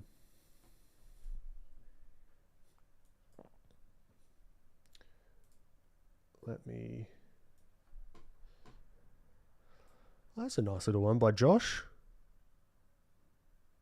Lovely. Germa, or is it GE? Germa. No, I think it's JU. Germa. Shit, I don't know. Yeah, Germa. I can't remember his name, but he's got some cool stuff. You call another dev when you're stuck and go, hey, I need a rubber duck for a second. Then you talk through the bug or whatever it is you're stuck at. Oh, perfect. Yeah. Oh, mate, me and Francis rubber duck all the time. That, out of context, that sounds very weird. What? Someone get Ben $1 million. Lana, I like this. I like you talking. I like the... what's the word? The cause. I like the cause. Someone get Ben $1 million. I love it. Keep it up. One day I'll impart you with my Blender sculpting knowledge. You can do a lot with very little. Oh, 1000%. No, I love Blender sculpting. Nothing. Yeah, not a knock on Blender sculpting by any means. It's around 4 a.m. Emmy, get to sleep. Okay, you got Squid Game. Okay, fair enough. Fair enough. F Max, keep shining, master. You draw, we watch. Appreciate you, F Max. And you end up figuring out the issue by simply explaining it. Sometimes the other dev won't do anything. Just listen as if it's you talk to a rubber duck. Lewis, love it. That's great.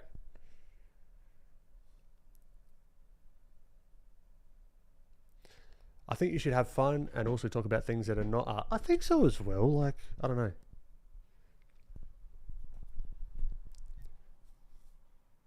This post is kind of hard. It is more than kind of hard. Swear jar too. Fair enough, sugar beets. We love a good knee and elbow.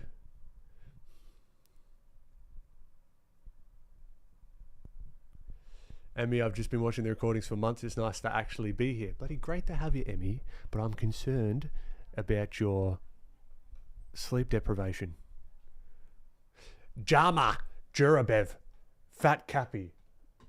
Good shit. Swear jar. Let me get that up.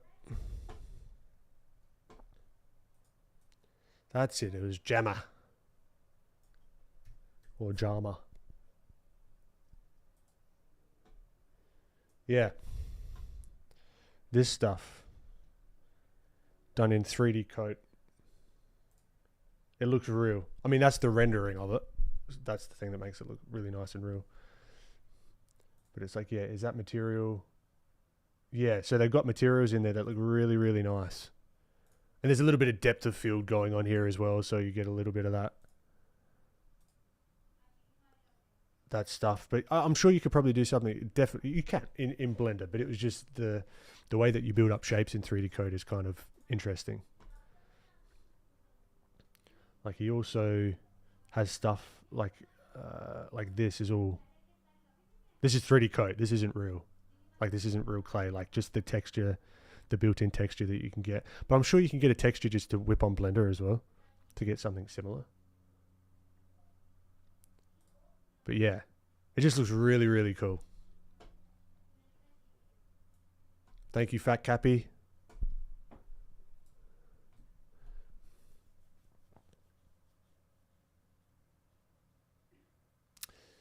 Patricia, question for Ben. The Plain Jane coming back in the future? I'd love to get my hands on one of those. It will be. It's not going to be a regular occurrence, but in 2025 there will be some opportunities, definitely. Now onto the Shrek painting project, if you will. Fair. So we come here. This is Fit Shrek.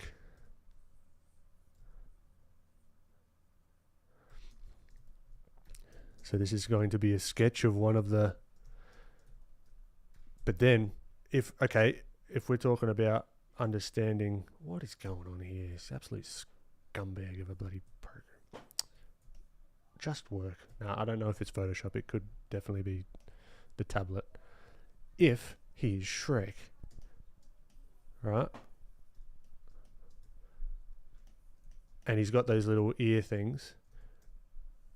That would be flinging. He's got velocity. He's going this way. The little ear things are going that way. All right, so we've got to take that into account.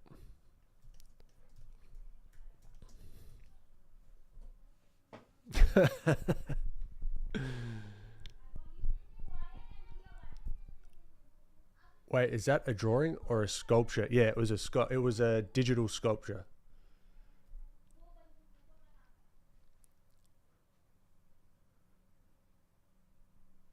Lana, no, it was in 3D coat. Yeah, it's fascinating.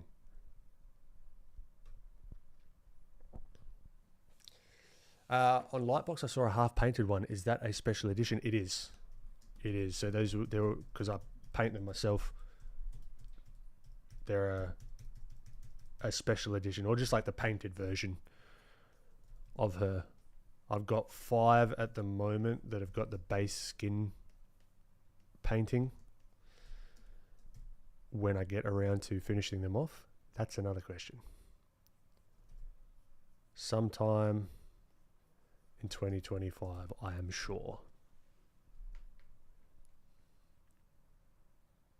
Oh no, you can see the top corner of the green screen. The illusion is ruined. How embarrassing. There we go.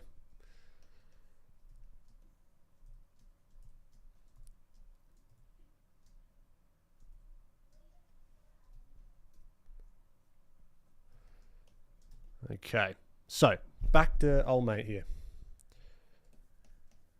This is again a pitfall that you can fall into with reference.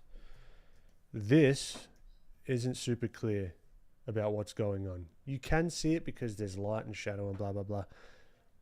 I would like to tilt this hand down a little bit just to break the silhouette. This just doesn't make too much sense here.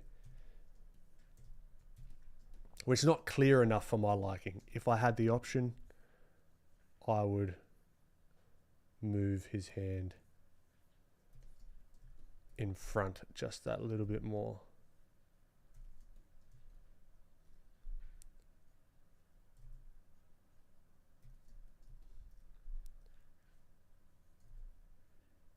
But again, this is just a little study.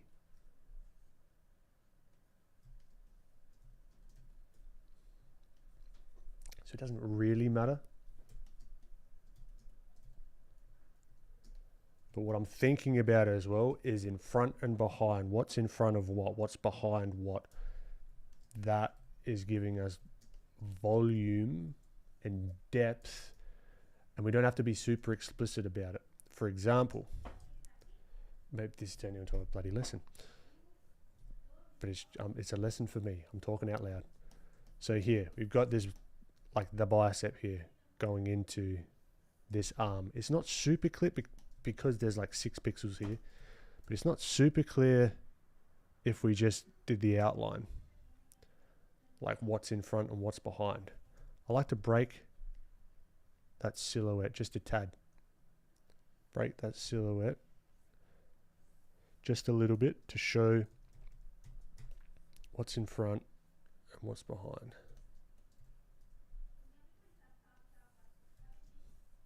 Right, so now we've got these layers of things.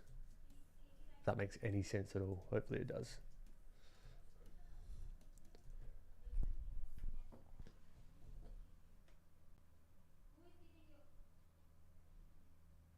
Oh, Al Rome. Razum created a set of tools to get a similar clay effect in Nomad Sculpt. Oh, check it out.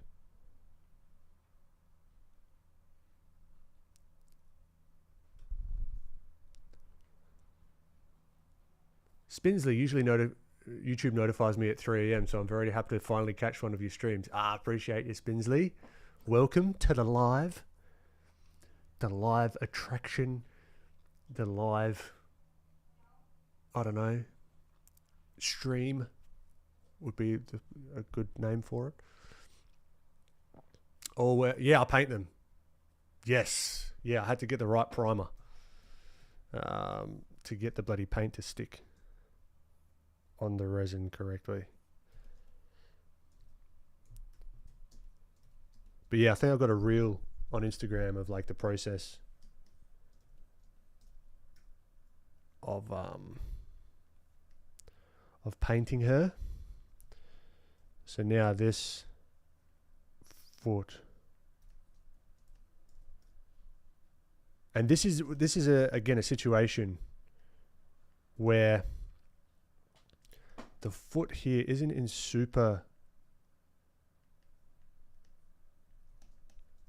like perspective. We're kind of just seeing it like the foot kind of almost even pointing towards us a little bit. So we've just got to keep an eye on that. Just so this whole leg is very clear. It's going backwards in space. We could make this go back in space if we wanted to, like the foot, but that doesn't make too much sense. So we do want to keep a little bit of that angle of the foot.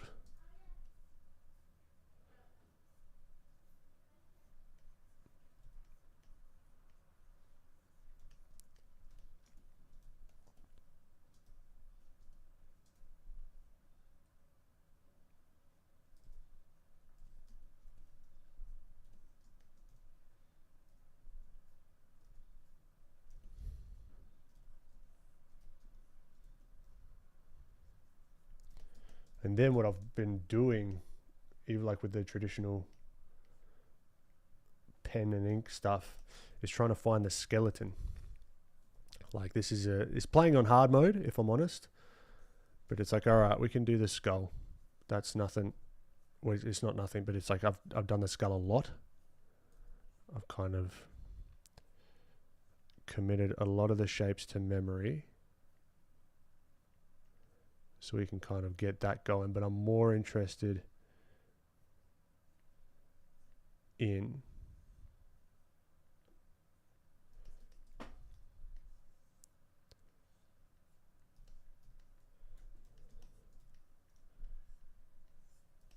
like the rest of the body. But we'll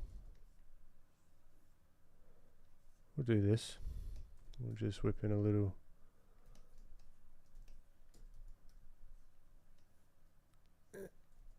his mouth is slightly open.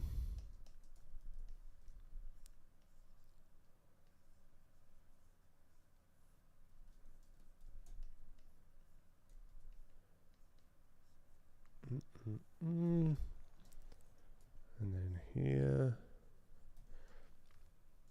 Okay, some indication of a skull, right? Now, I was talking about the bony landmarks.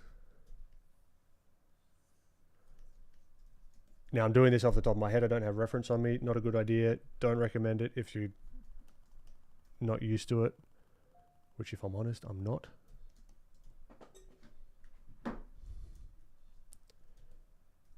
All right, so we got the the clavicles. And then we've got to find that rib cage. Might even do this in a different color. And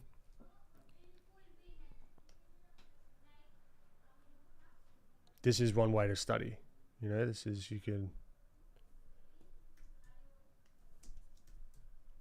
do your initial gesture and then try and find, without getting too like in depth with all the little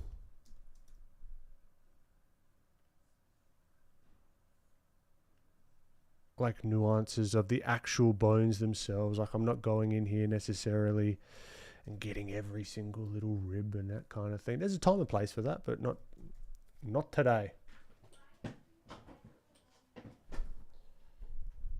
Lana, it's a mix of acrylic and lacquer, and there's some like hybrid acrylic lacquers in there.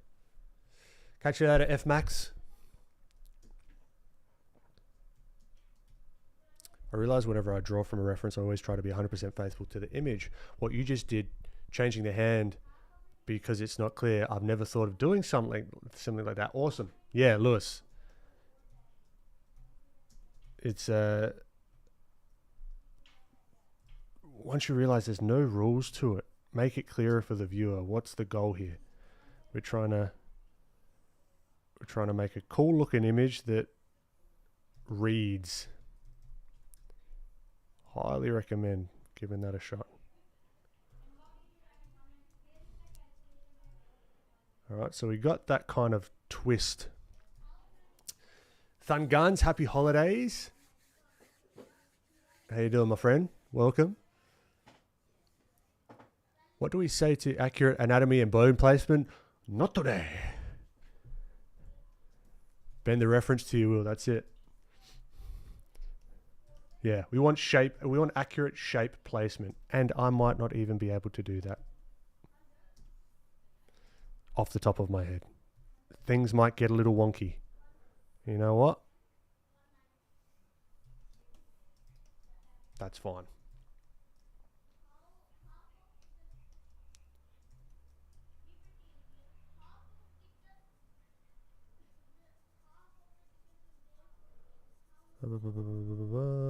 I don't know why I'm doing that. I don't need to do this. This is very unnecessary. That's fine. Maybe I'm procrastinating the harder stuff. Okay, so that just gives you an idea of where the... I think the rib cage might even be a bit smaller, if I'm honest. But if I was lying, I'd say it was perfect the way it is.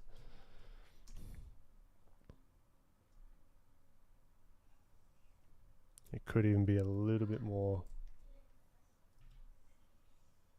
foreshortened.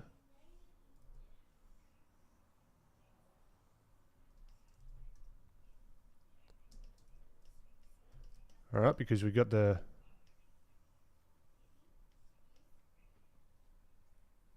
rib cage here, because we're looking down on it, we're not really going to see too much of this. You might see a little indication. That's about it. And all this pec, all that, this is all muscle. So this has got nothing to do with the bones. Well, it does, because it connects to the bones. You know what I'm saying?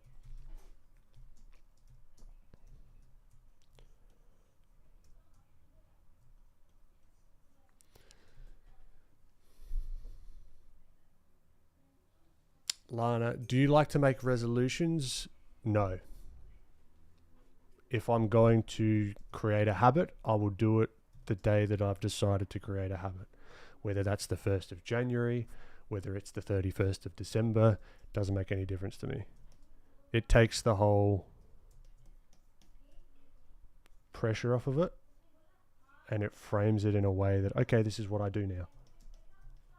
Instead of it's like, oh, for this year I'm going to do this. It's like, no, this is part of who I am. This is a thing that I do, whether it be the gym, eating healthier, blah, blah, blah, blah, blah, blah. I don't necessarily like resolutions for that reason. they seem to me very fleeting versus a decision that you make regardless of the time of year. That's just me. All right. Now, pelvis. Because it's foreshortened, so we can kind of think of the pelvis like this. Bing, bing, bing. Little leg bones popping out here, etc., etc., right? Then you got the sacrum, blah, blah, blah, blah, blah. Because we're looking again on top, we've got to simplify. Simplify, simplify. So we might not even see any of the back part, or they might even be twisted this way, I think. Yeah. So it's kind of that sort of vibe, I think. Yeah. So we're going to have a little bit of that.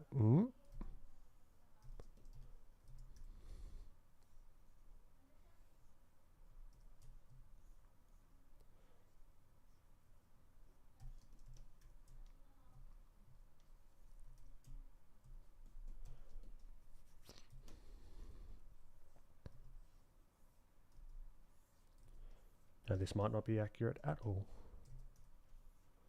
but that's why we practice.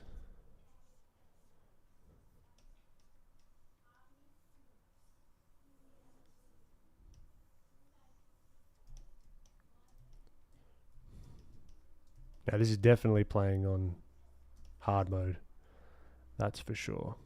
So then here we go, opportunity for the knee, knee opportunity, knee mentioned. We are decorated bones. Oh, it's very poetic. Any advice for artists that are impatient with their art? Be patient. How annoying would that be if I just left it at that? Do we actually need to do it? Fat Cappy. Very good. I mean, Thumb Guns, you got some competition here. Fat Cappy's coming in with some. I knew it was tough. Nah. Fat Cappy. Delete that one. Delete that one. Knee opportunity. Yeah, Thumb Guns, you got some competition here. Fat Cappy. Oh, I was joking. Message retracted. But no, Devialks that are impatient with our art realize that being impatient and being frustrated and all that kind of stuff is to be expected, but letting it affect your output or getting frustrated and beating yourself up about how you're not where you want to be or you're not as good as you want to be, it doesn't help the process at all, and no one cares at the same time. So I don't know what, like, I wish I could tell this to my younger self. It's like, no one cares if you do a bad drawing. No one. Except for you. So if no one cares, why should you let it affect your mood, your... Easier said than done. Easier said than done, mind you. It's all well and good to say all this, but try and shift the mindset of, like, I mean, you didn't even say you're getting frustrated. I'm just talking about myself here. But yeah, it doesn't help anyone to have, like, let that impatience and that frustration affect your studies, I guess you could say. And realize it's a natural part of learning anything new.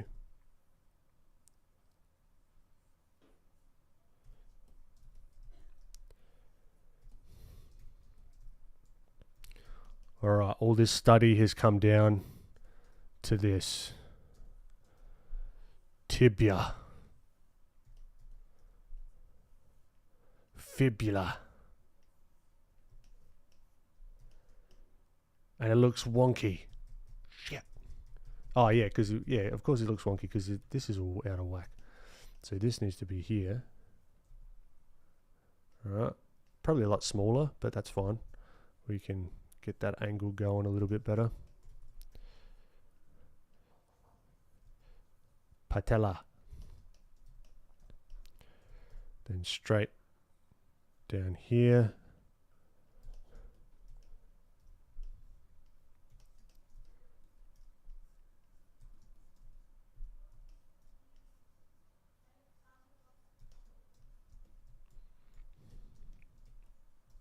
Now, is this absolutely necessary to do this? Fuck no. This is just fun. Like, does it help? Yeah. But is it necessary? No.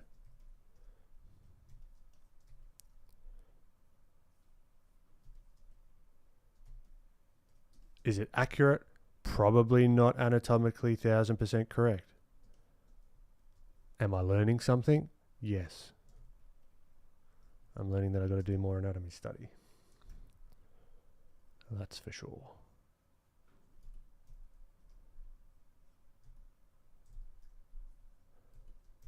But I think what helped me with anatomy stuff in particular is understanding there is an answer to the questions that you're asking, like anatomy wise. Like, where does this knee go? Where does etc., etc. You know what I mean? It's not it's not some black box that you've just got to guess your way around. There are ways to figure this out, and that just comes with practice, obviously. But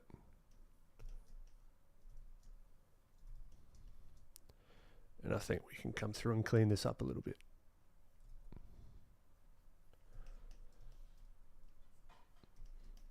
But what I'd love to do, as I was mentioning before, at some point with the platform I'm making, have a course where it's like I would go through this and have like a 3D model that you can articulate and animate. So particularly even like this of the arm and like the hand. This little dance that these two do is very tricky to wrap my head around, like how they cross over, because here the thumb is over here, but the hand can turn over, so then we get the back of the hand, the thumb's over this way, right? But now this bone's here, the ulna's here, and they kind of like crisscrossy over each other. I'm like, what the fuck? How? Like, what? That's annoying. And then it connects into the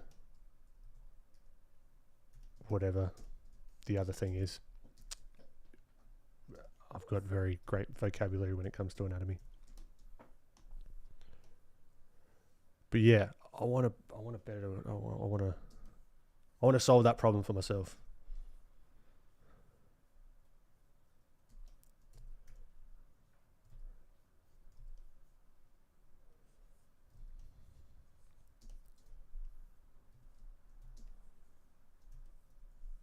Whoa.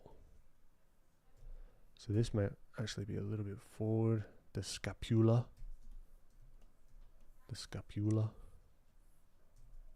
Highly recommend watching someone like Michael Hampton's stuff as well. His stuff's great.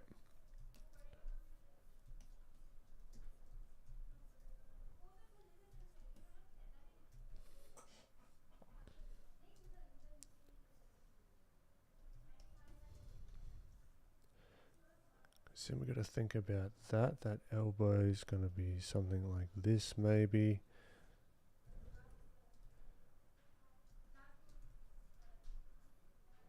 And also, if we were just looking at bones, it wouldn't look very natural sometimes as well. A lot of what we see that makes things look correct is the muscles overlaid on top. So you'd have that deltoid that's got to be crossing over here. The pec that's going to make more sense. It's going to, you know what I mean? So take that into account, because we don't always need to know everything inside here. It's good to know. Nothing wrong with it. I recommend you do still explore that. Not always necessary.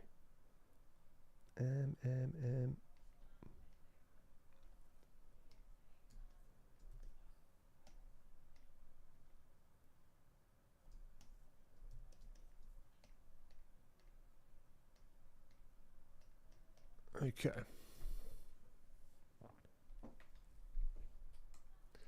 Fat cap thun guns. I tell you what, to be honest, I wasn't expecting it to come.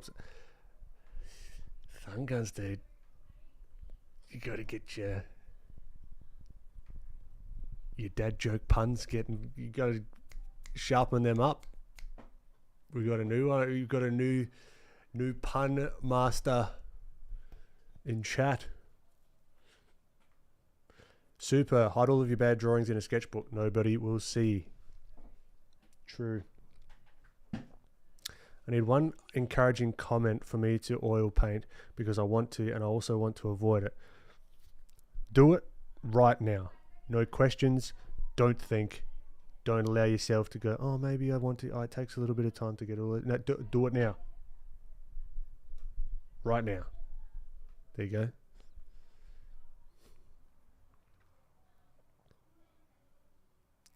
Gamer Z, guys, what is the time there?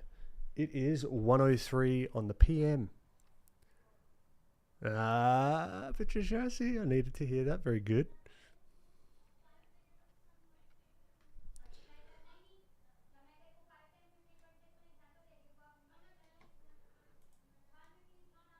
Learning limb anatomy will cost an arm and a leg. All right, he's back. Thun Guns is back. Thun Guns is back. Tom Fox does a great way of helping you understand supination and pronation. Yeah, definitely.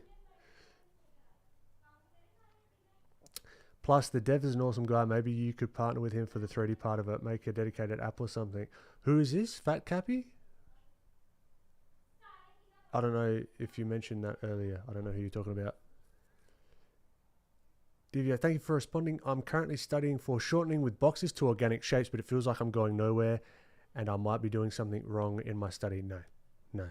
That feeling is a part of the process and why it feels so bloody good when things start to click. All right. That's the hook. That's the little dopamine hit because it is tricky. This stuff is not easy. It may seem simple at times. The ribs, they're just this egg shape. Yeah, of course. But now rotate that egg shape in space. Not easy. Simple, but not easy. You know?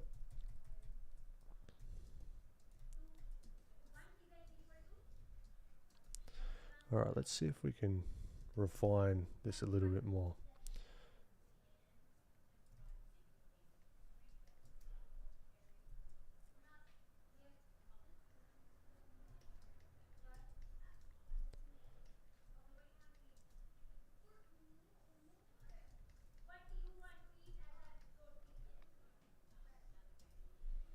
Now, I did think getting a larger Cintiq would stop me zooming in and out. I was wrong. Tom simplifies the humorous ulnar designs. That one process in one axis connecting to the pinky side, the radius rotating around the ulnar from the outside edge of the elbow to... Yeah.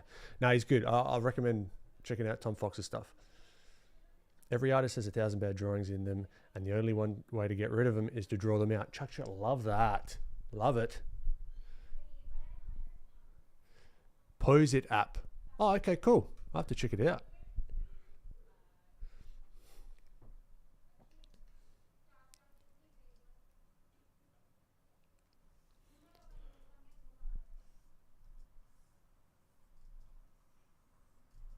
All right, so I think we'd actually have that coming back a little bit more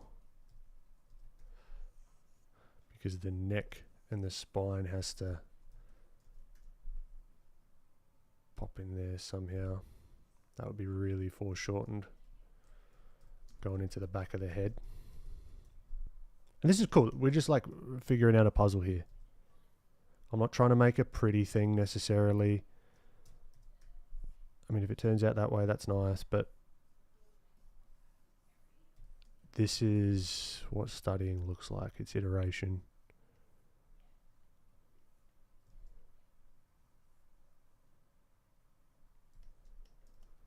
And the clavicles are movable as well. Take that into account.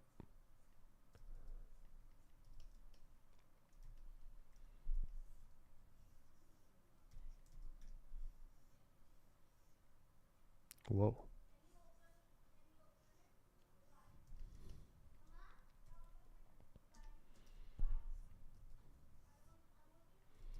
Now I think I got the hips a little too wide. Or the, whatever you call them. The pelvis.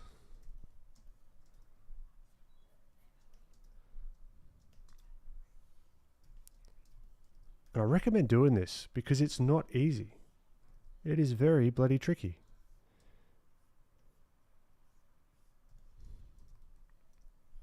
Whoa, whoa, whoa, whoa, come on, come on.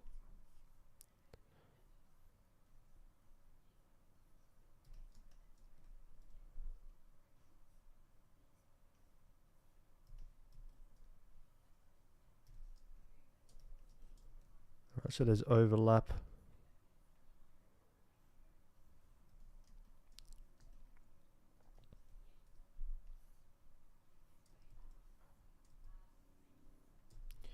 Now the spine.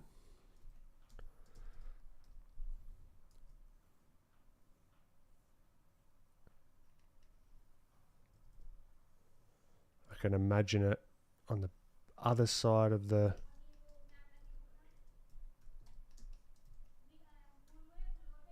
like if we draw through this, it's going to be maybe something like this. This is tricky. We're doing a little bit of guesstimation here.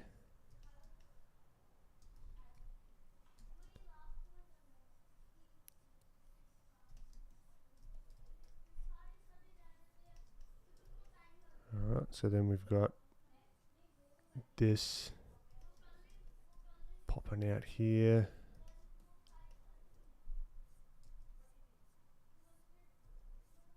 It's going to look and feel like it's very short, but that's just because of the foreshortening. Like this here. It's going to feel like it's too short, but it's not.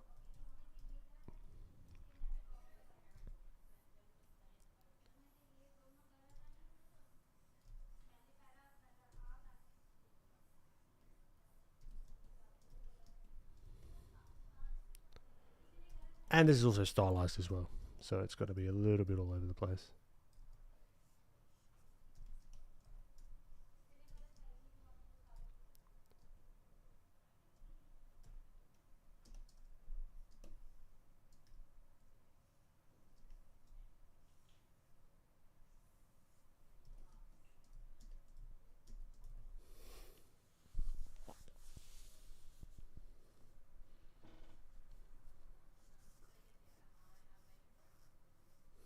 I'm glad it took you funny, but okay, thank God. That didn't sound quite right. Got to be careful here. You're walking a fine line, my friend. This is a PG show. It's not. I swear all the time, so. Oh my God, I can't keep up with it. The cringe is so strong in chat, not the average or the mediocre one. I see you're drawing the great trochanter. That's a bit of a swing and a miss, that one, if I'm honest. Cappy cannot be stopped. Catch you later, Patricia. Happy holidays. Thanks for popping in.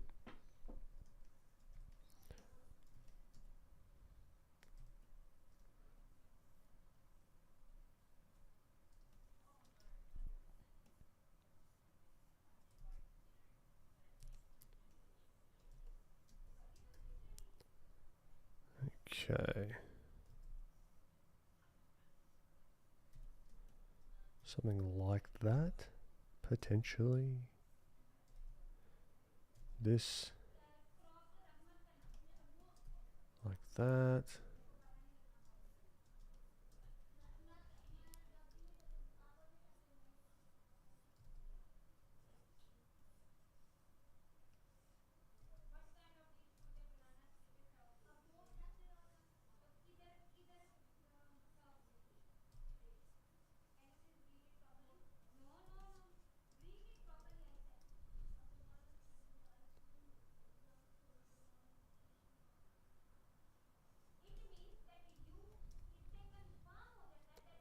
Now that was a little bit of a guesstimation here, so don't worry about that.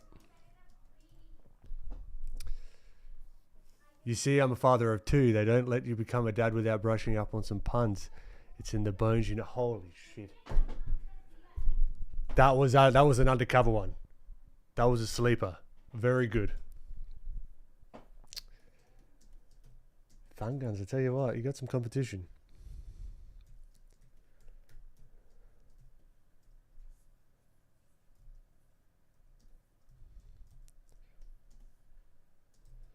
I think this would actually come up a little bit here.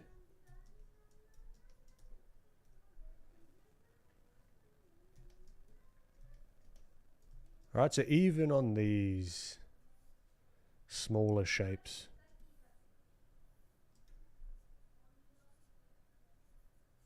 all right, I want to be cautious of how I'm positioning them in space. Right, because a lot of them are just cylinders. They're just tubes. Right, so these tubes are going back in space. Right, this one's coming more towards us. This one's going back in space. That one's going back in space. Really want to be careful of how we're positioning things, you know.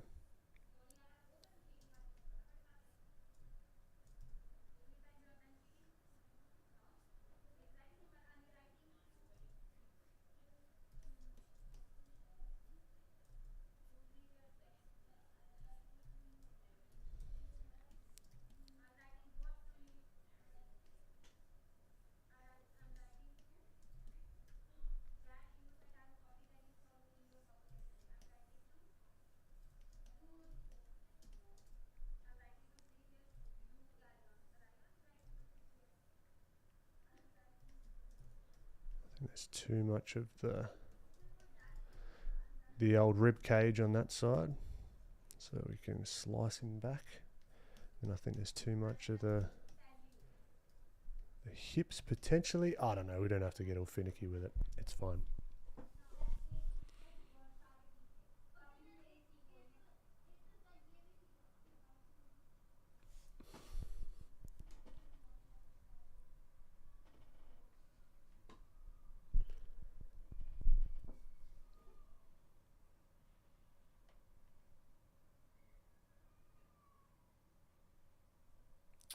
Drecking Beast. I want to get started making characters. Is there anything I should start with? Because everything that comes out just looks weird. Get used to that for a little while. Know that that's part of the process.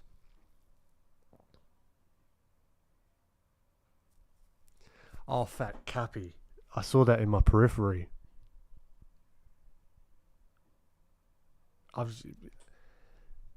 We have an absolute master amongst us. Absolute master. A pun master. Drecking Beast. If you, like I say this all the time, regardless of how, like what type of characters you want to do necessarily, I would get you really used to understanding simple 3D shapes first, Well, not even first, alongside of what you want to do, you know? Because without them, I would have no hope of being able to whip this out of my imagination, you know? Everything can be broken down into simple forms. So that's something that I would focus on. And that's something that you can build upon as well.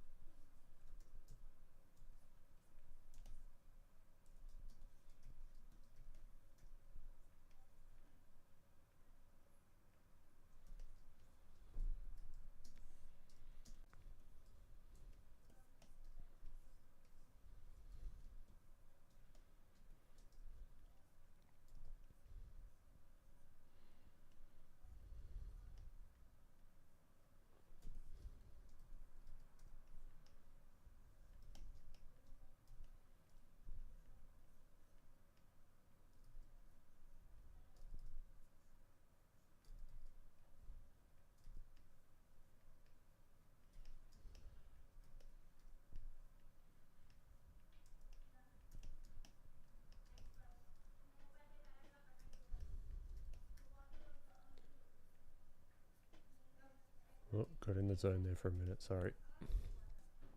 All right, I'm back. Or am I? Oh, yeah, I'm back.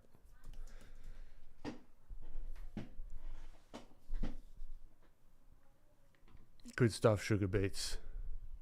Ahmen Aldoori. Ben, are you a self-taught artist?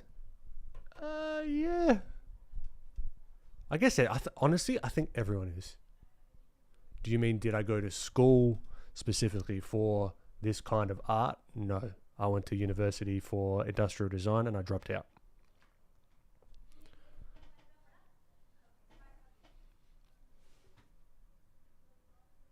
Yeah, I'm not a dad. I yield. You just can't compete with that, Thangans.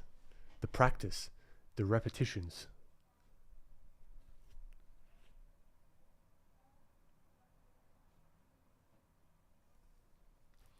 Beery, how you doing? Just popped into the stream. Great to have you. Warm-up sketching or practicing anatomy with perspective, or both? This is almost probably kind of like a warm-down sketch, because we did a little car earlier, just with some lighting, and then I did a quick little sketch to begin with, and now I'm practicing trying to find the skeleton underneath. Right. As like a little challenge for myself.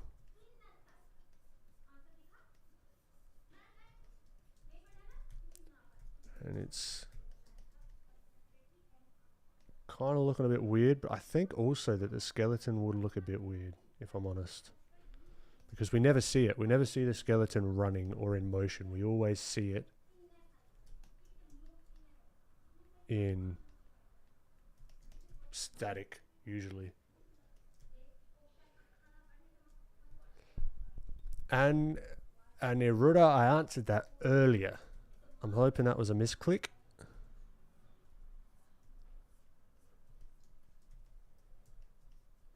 I just answered your question about 2 minutes ago, if you want to go back and check that out.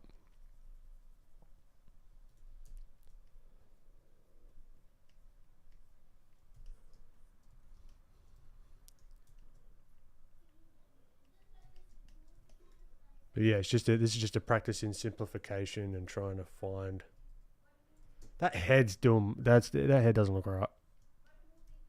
This all looks a bit not right, which is fine. It's what the study's for, you know. Got to figure it out. Let's give it another go. Let's see if we can find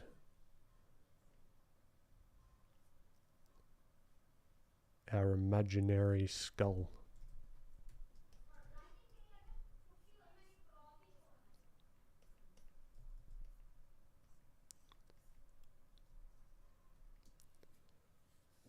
No worries, Anir. Aniruda? Nah, all good. All good.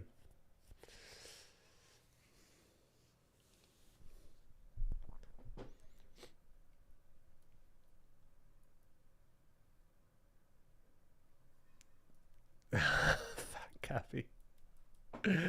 Oh, you're just showing off now. Ryan Woo. Ryan, welcome back. Last night studying back and hip anatomy. Very satisfying, but very tiresome. It's a thing knowing, but another when drawing. Very true. Lana, I did, but it's empty. Oh, no, it's not. I got a little bit. I thought it was empty. No, we've got coffee. I reckon we'll start winding down.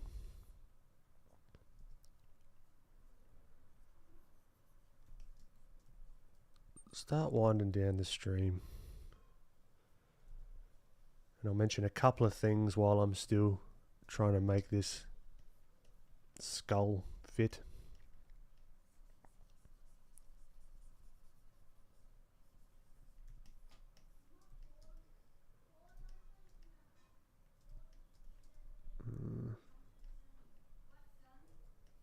Understanding this part here, actually, as just like a quick side note, the nose, let's say, right, that nose bone and how it goes into the tooth cylinder can be a massive help when it comes to adding like mouths and teeth. Like you start to understand exactly where they're going to be because it's connected to the underlying structure. That's really, really helpful. And then you can do the same for the lower jaw. So I don't think we'll actually see much of the lower jaw.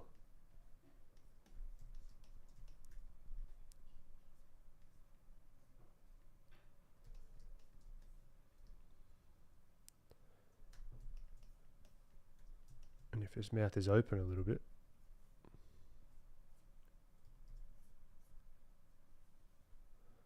it'll be angled down ever so slightly.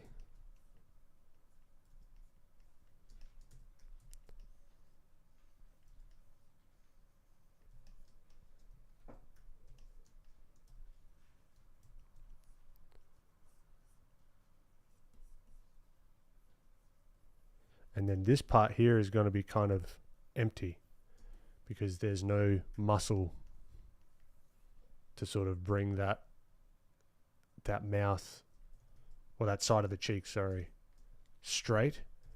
So that's another thing. So that's like tendon and muscle and fat that's going to connect those two right there. What we're doing is we're focusing on just the bones. But yeah, as we're coming to a close, one thing I'd like to mention is the Discord, if you want to check that out. And one thing in particular in the Discord, I'm working on building a course one and a course platform that you guys can get some early access into. As I'm building it, it's buggy, it's in beta. So go in there, have a whirl. I'll show you a little preview of where I'm at with it. So my next little thing is going to be all about light and how I understand light and shade and why values are super important. So it's light and values. All right, so we've got some little interactive bits and pieces, and also there was one thing that I was working on that I want to show you. So here showing you like plain Jane in different scenarios, etc. But I wanted a different way to explain the Terminator line, because that really confused me. So then I've figured out a way to get this in browser to show. So it's like terminated, so you can see it here. And then as soon as you start moving it, it's like it's always somewhat in light until boom, it's not. Still janky, but this is what I've been working on. More interactive stuff to really wrap your head around. And even just viewing it from the top, you can see same value, even at a slightly different angle, there's going to be different values. And this also depends on the different light source as well. So yeah, and a whole bunch of other stuff, and there's going to be a whole bunch of stuff here that isn't done yet, but that's what I've been chipping away at. I cannot wait to get it out to you guys, but you can get the preview and check it out in the Discord under course building, under course updates. So the link's here. There might be a little login thing at the bottom. That's not the one that you log into. So you create an account through the account creation on the site itself, not like a little widget thing that might show up on the bottom. That's like a developer thing. I've had a few people sign up to that accidentally thinking it's the site, so I've got to figure out some stuff there. But yeah, give it a whirl. If you like what I am doing here and you can't get enough, check out the links in the description. The Stylized walkthrough, the Filthy plugin as well. Start flinging some shapes around. Or maybe not, if it doesn't. Here we go. Start flinging some shapes around with speed. We used a lot of that on this one. All right. I'm actually pretty chuffed with that. That's pretty cool. I like it. But the sunlight is doing all the work there. It's the contrast between the lights and the darks that really... See, if we do it black and white, you can still understand what's going on. But yeah, and I think that's it. You know where to find me. You know, you're smart people. You know what's going on. I think that's it. Yeah, keep an eye out on some new content coming out in the new year. We're not going to have one. So this is the last stream for 2024. And with that, I just want to say a massive, massive thank you to you. You know, the people in chat that are commenting all the time, the people that aren't in chat that are just having it on in the background. It's been an absolute pleasure just being able to talk some shit and draw some stuff. That should be the name of the stream. But yeah, got some cool things planned for next year. And I can't wait to show you.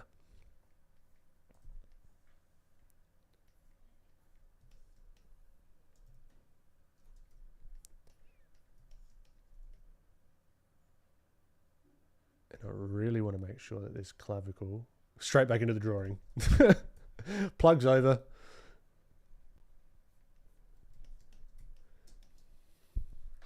I get a page cannot be found when I click the link. Mother lover. See, it's... Hold on. We might be doing something. Yeah, this page could... Yeah, we're fixing some stuff in the back end, so it won't work at the moment. Yeah. But you should still be able to sign up in the top navigation bar. Because we're moving things around and... Yeah. But as things... I will keep up with the updates better when things change and that kind of stuff. So it's very much in beta at the moment. I'd even call it alpha.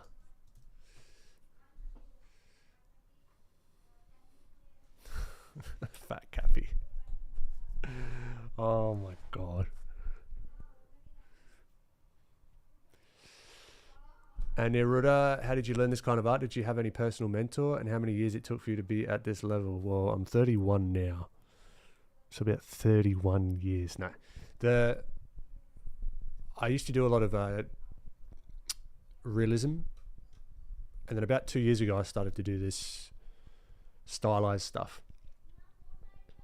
So I guess you could say is to get to this point where I'm at now, whatever you classify that as, about 2 years, but that was with prior like mileage as well, and everyone's going to be different as how quick they pick something up as well. You might be able to get there faster than I did, or to here, like whatever here is. I didn't have any personal mentor, no.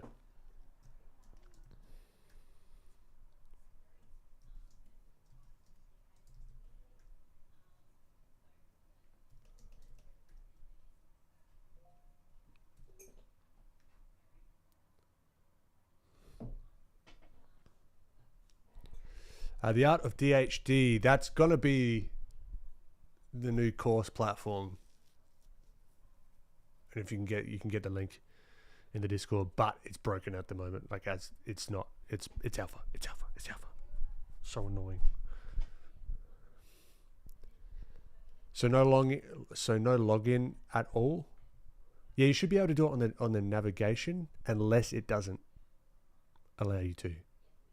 But I'll do it at everyone when things are fixed, because it was working a few days ago, but we've been doing some stuff on it and now it's not working. But that's a part of it.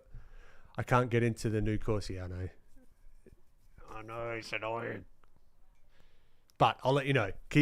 Sign up to the Discord, sign up to it, join the Discord, and it'll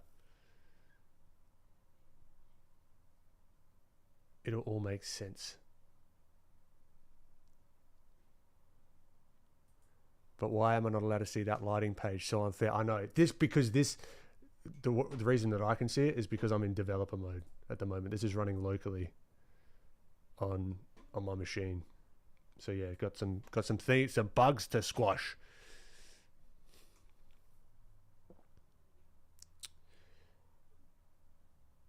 Happy New Year, everyone. Where is that? The top navigation bar, right up the top. It should say login. I'm not sure what you're seeing though. Yeah, it's broken as broken can be right now. But we're working on it in the back end, so it's developing. Might have been a mistake to release it this early. I don't know. Maybe not. Maybe. My realism's got examples. Yeah. Depends how far back we want to go on Instagram. Let's just go all the way back. It's going to load. Loading. Da, da, da, da, da.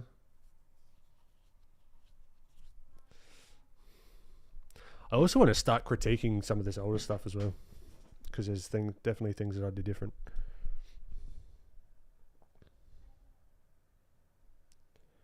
I also want to do some more of the sketch notes as well. I haven't done one of those in ages.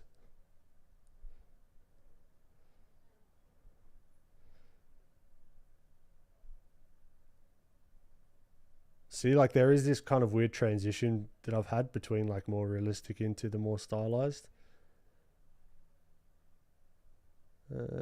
Like more caricature-y kind of, like here.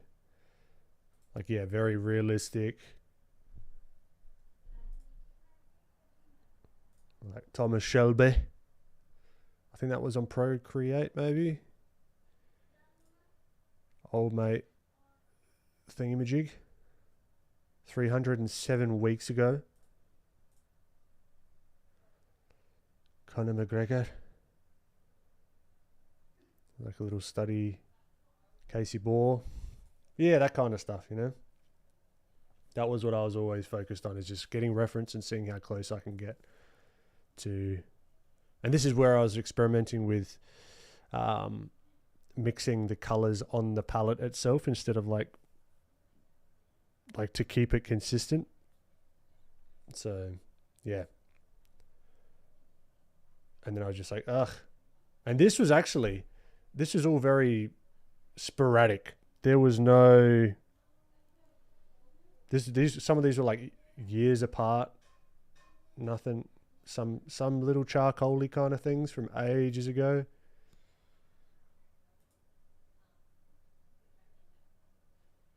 But then, yeah, then I decided that I wanted to start posting. And this is an insight. This is what I started posting when I decided to start posting. It was morning sketches.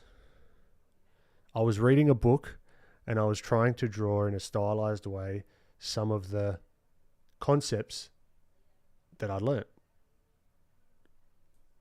Right? Nothing to do with what I'm doing now. But I decided this is where I was like, all right, I'll just start sharing some random stuff. Just start going. It allowed me, like, tiny habits. Bad and good habits are fundamentally the same. Smoking is just as easy as, like, use the same strategy of how people get into smoking. You know what I mean? No one starts smoking doing a pack a day. They do it once here, once there, one at a party, couple at a party, only when I drink, only on the weekends, and then boom, you can do that the same. And then, yeah, it's kind of weird looking back at this. I was like, what the fuck was I thinking? But it just gave me like a little bit of a focus, just a few posts. And then I just started to get more interested in like caricature and likeness and that kind of stuff. And then as I was posting and posting and posting, I just, yeah, slowly but surely shit started to, but it didn't happen overnight by any stretch of the imagination. And I think it was like one of these that started to pop, and then I started to think about it more as like, okay, there's like a, I've hit something with like the explanations. And then I was like, okay, slowly. So you get the idea. But yeah, that's what I meant by more realistic stuff.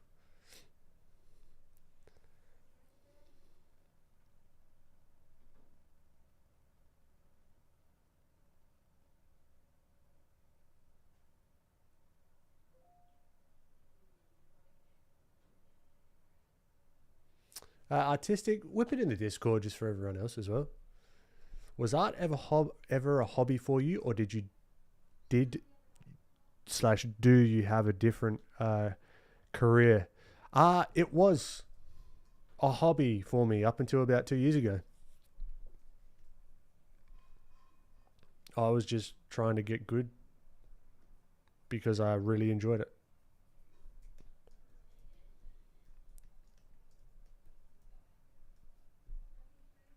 My background is in software design and development. That's what my quote-unquote day job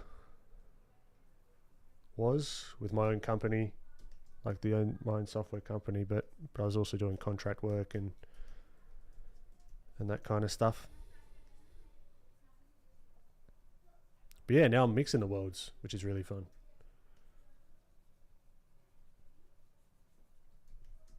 But yeah, this year, going to be a lot more focus on content and releasing more, I guess, educational stuff, courses and whatnot.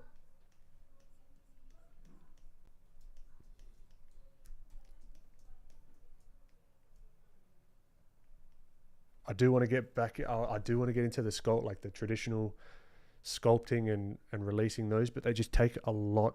It just takes a lot of time and energy. And I just don't have the infrastructure yet to do that full time. So I kind of took like a year's, like a 12-month like trajectory change into understanding how to like produce and make the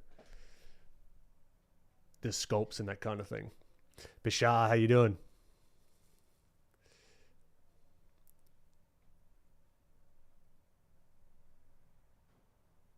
It's so close but so far away. I know. But then how did you go from that to learn stylized? It was looking at others work and kind of doing the same thing as I've talked about now, understand, like trying to distill down the key things that I like about different artists, taking some of their courses, looking at some of their tutorials, all that kind of stuff, and then slowly doing little projects. Like each post was kind of a little project for me. So it wasn't like, all right, I'm going to sit down and make this fucking masterpiece and it's going to be blah, blah, like the best thing ever. I'm going to get the composition just right and blah, blah. No, I was like, I'm going to do a little Instagram post. And with those like little, what were they? Like the summary sketch note thing. That was the first iteration of like a sketch note. It was literally notes on a book. Right? Then I'd just start playing with shapes, and then I would experiment with like drawing different like stylized head shapes and that kind of thing. It was like low pressure, and that's how I started to slowly build up. And then my tastes change as I learn more as well. And then the skill level increases, and then the style changes as well.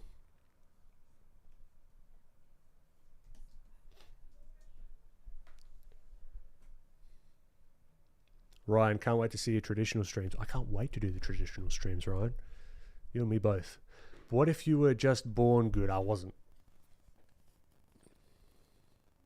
Just be honest. You want to keep streaming today. I'm all for it. Yeah, what time? Shit, we've gone over time, like usually, than what we usually do. Maybe you won't notice that he's still... I haven't noticed, if I'm honest.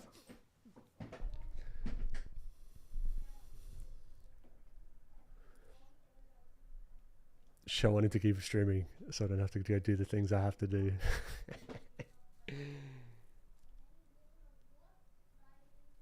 PFG, it's crazy how you can see someone's style even in a skeleton. Yeah, it kind of makes sense, right?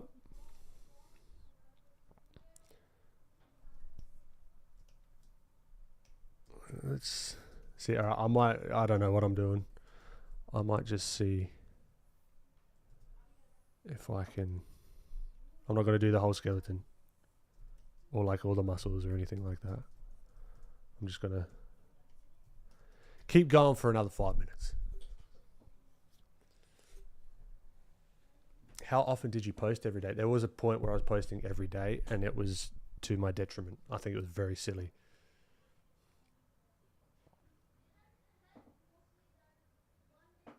Lewis, I find the transition from software development and design to arts, drawing, painting, photography so natural. Me too. I get very similar feelings from both of them. Posting for me is harder than anatomy study. Fair. There's an art to writing and designing software. 1000%. Lana, I started posting thinking no one was looking. Now I get stressed out posting. You know what? Believe it or not, you and me both. Because, for better or worse, as you start to get people watching, your expectations start to change. You know what I mean? What once was, holy shit, 200 likes on a post. Now, for better or worse, my brain is just like, if it's anything less than 10,000 likes on a post, I might as well just delete it, which is so fucked up. It is the most fucked up thing in the world, but you get used to your new baseline. Mind you, I don't think about likes in that way anymore. Like likes are lovely, they're fantastic, but it's not a clear representation of how quote unquote good any particular piece of art is, or B, even from a business perspective, it's not a good measure either. But know that does happen. That And then that stresses me out, because then it's like every post is like, oh, it's got to perform better than the other. And then I feel like this kind of potential embarrassment. No one gives a shit. No one cares. But I get this internal feeling of like, oh, if it doesn't perform, how embarrassing. Like, I've fallen off. You know, if it doesn't do this like as well as the last one and that kind of thing. It's a really, really fucked up pattern that you can, if you're not aware of it, you can get yourself into.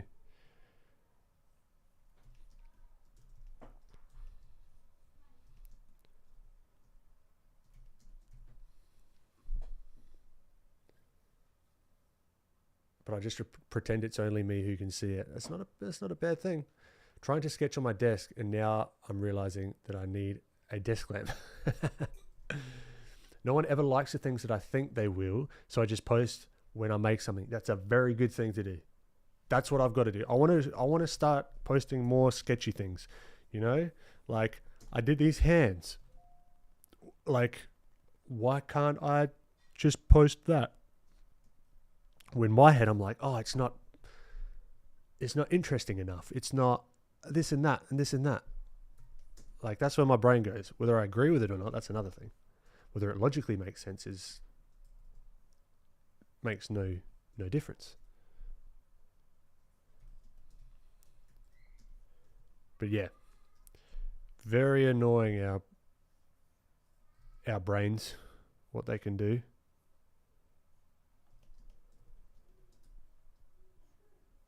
It's just like when you get a new TV, right? You're like, oh, this 32-inch, 40-inch, whatever, 60, 70, 80-inch TV. Fantastic. Oh my God, it's amazing. Blah, blah, blah. A week later, it just becomes your TV.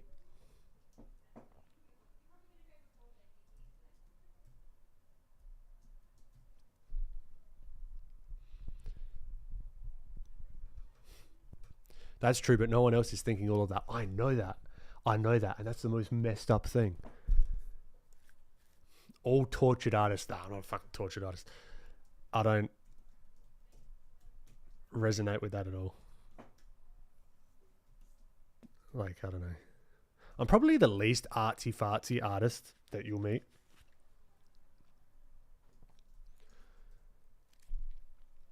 Yeah, that's true. I do still like the new iPad, and it's been a few months. It's like when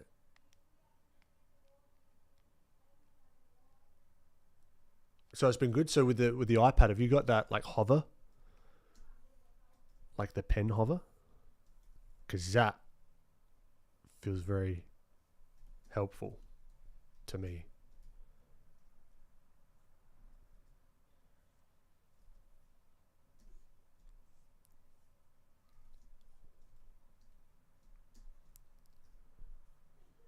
I have the hover, turned it off, and the clicks. Interesting.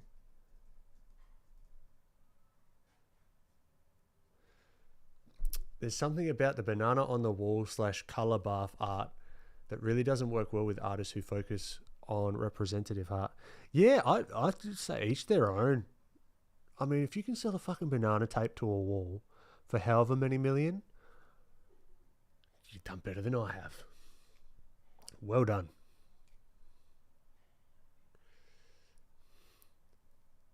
Yeah, I just don't think about it that much, if I'm honest. Like, I'm very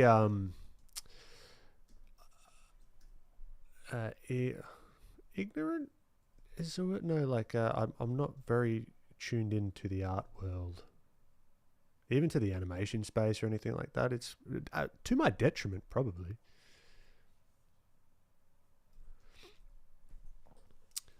Ben, please never stop these live streams in the future. These are very good learning resources. Look, I'll keep doing them. If you keep watching, I'll keep doing them.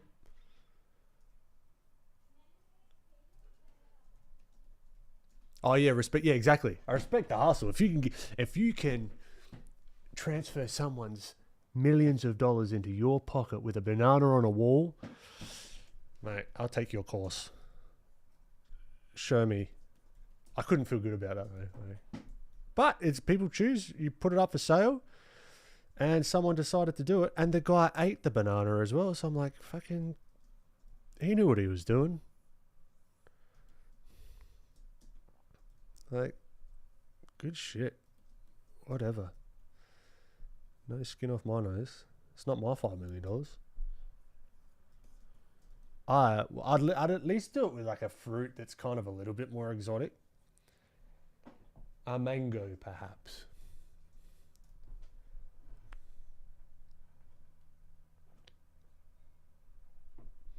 But maybe it'll try it with the hover. Why do you like the hover? Don't you have one on the tablet?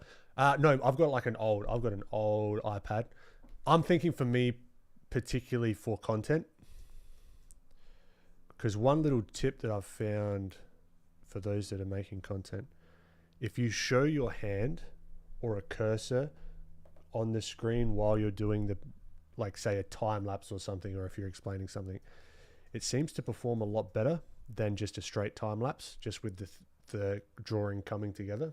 And I think it's going to be even more important as well with all this AI stuff coming out now, where it's just like, just all this shit getting pumped, showing that you did it is going to become a lot more interesting. So there's like an opportunity there as well.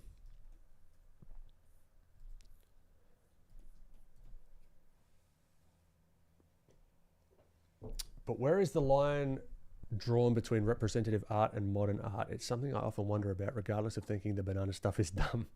Yeah, I don't know. I don't think about it too much, if I'm honest. If something looks cool, that's all I'm thinking about, whether it's modern art or representative art. Because there's no like definitive line, right? There will be someone that's going like a little bit between, and there'll be some like on either edge of the spectrum, like there'll be a way more representative and way more modern art, and then it's, yeah, whatever looks cool, you know, or gives you like a feeling. Hashtags used to do the trick on Insta, but now I think they are failing.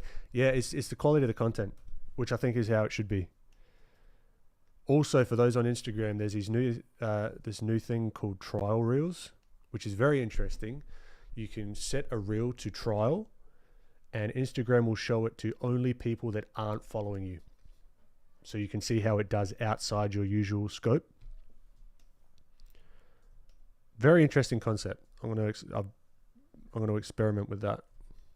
I've already done one reel through it, and it told me that particular reel, more people were following, that like it was performing well, essentially.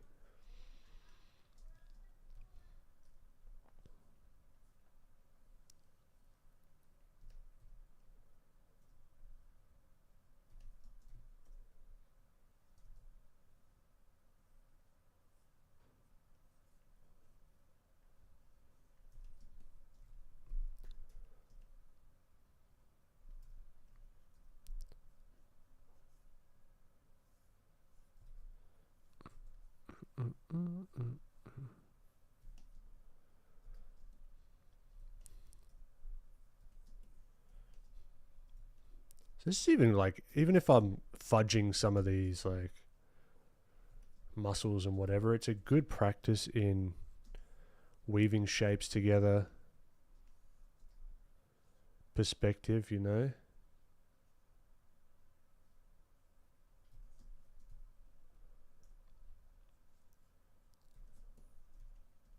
Because even if like this isn't the exact quad muscle, you know, that's going to be tying into here, or like going into the patella.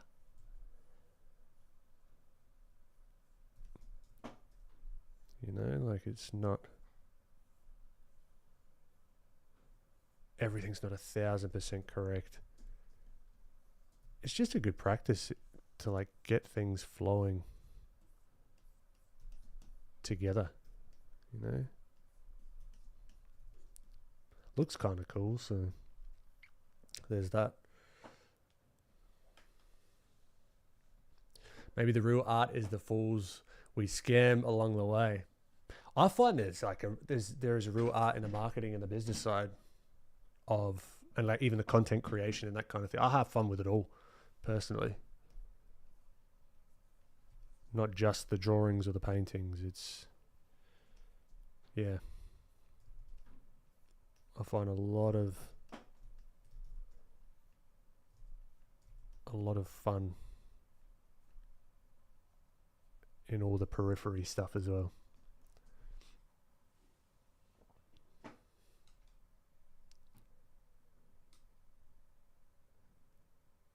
Yeah, Lana, you ate it. There's a manual for how to replicate the banana so that it doesn't rot. So you kind of has to... What? Durian. I've never had durian. Apparently it smells like gasoline. How many hours do you draw every day? It's not like an everyday thing. It's a hard thing to quantify. And I think that's potentially not a wrong question, but you might be thinking about it the wrong way. Put it this way, I'd much rather spend just this time, like say an hour or so, like of what I've been doing here, on this, concentrated, and in reality I would have reference up, you know. But nonetheless,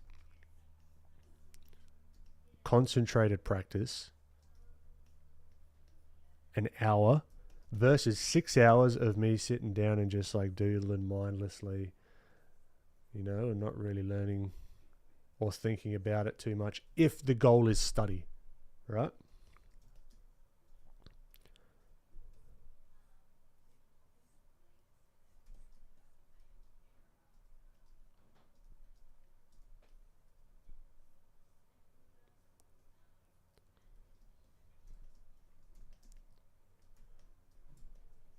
So you got the pectoralis.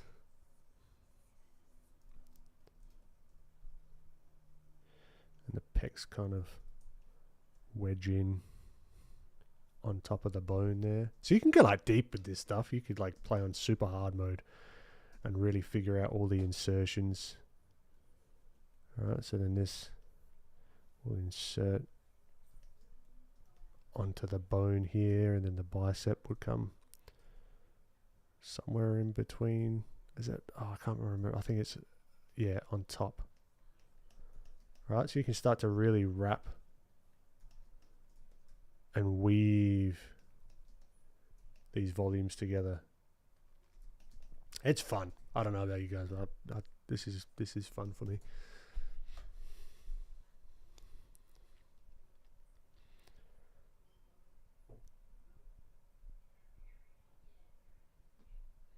Yeah, true, super. Yep, representative art represents. That's what I was thinking. Yeah, like the Picasso stuff is kind of like in that transition period.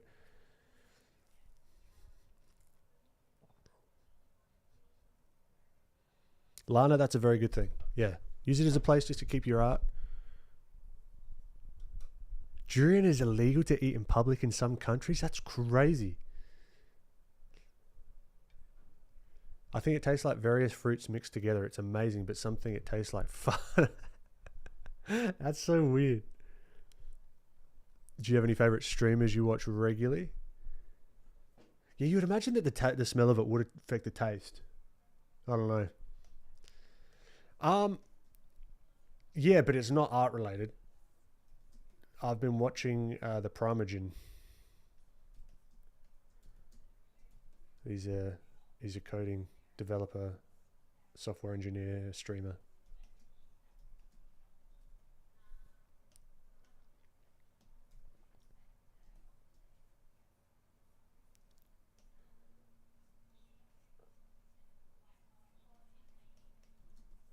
So we can really see the volume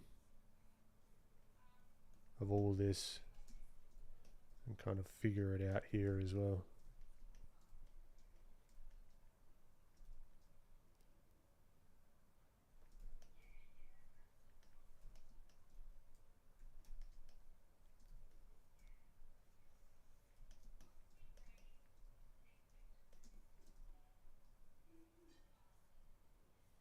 You got to figure out the Twitch stuff as well.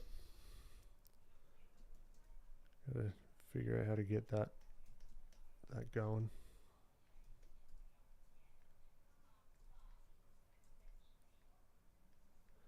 Also, has anyone played with Rebel 7 or whatever it is? I don't know if I've still got the trial, but it's pretty cool.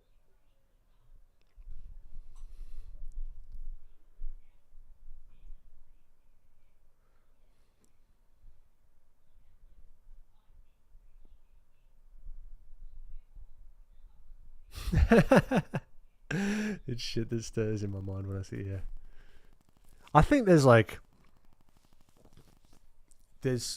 pieces of art that I'd want on the wall that aren't necessarily representational. Yeah, for like a house, but in my office, it could be different. It's very dependent on like the situation.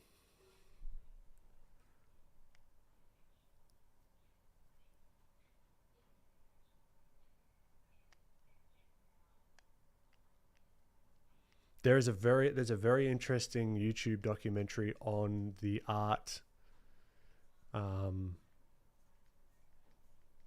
the fine art world, and how it's like can get into the realm of like pyramid schemey. Well, not pyramid scheme, but just like a money laundery kind of thing. It's very interesting.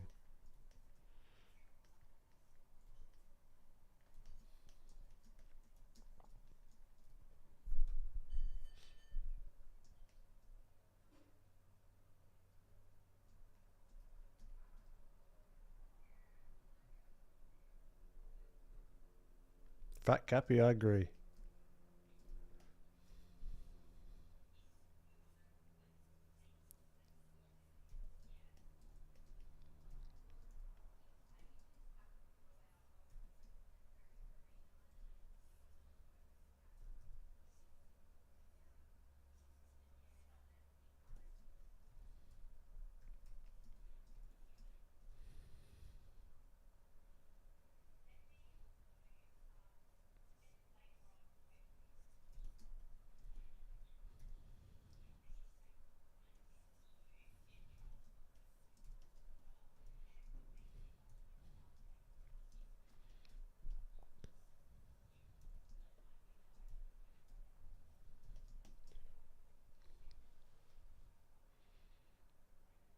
See how that feels like obviously more solid, but it makes more sense than where the skeleton might actually be.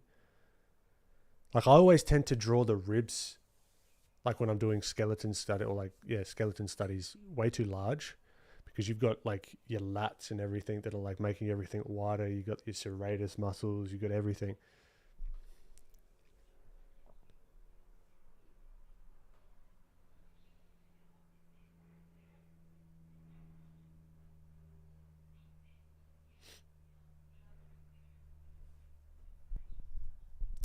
Anir Ruda, Ben, you stream for long hours. Can you give some advice on how to gist your previous streams? I played them 1.75, but not sure. That's the thing. They're not lessons. They're not lessons. They're not meant to be structured. They're just me drawing and chatting. Maybe one day I'll get. I can get an editor on board and can go back through and see if there's like little nuggets that would make sense and do like recap streams. That's probably a good idea, actually.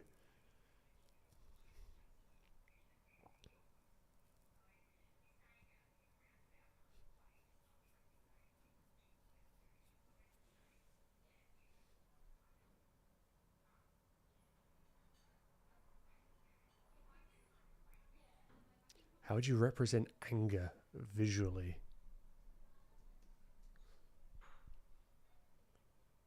Like that. Or like this. You could get very like esoteric with it. You could just be like, that's anger right there. Instead of just like, this is anger. Or you could be like performative with it. And I just like shut the stream down.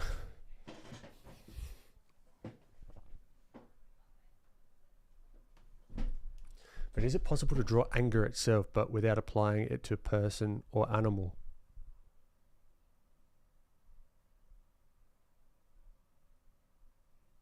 I don't know. I mean,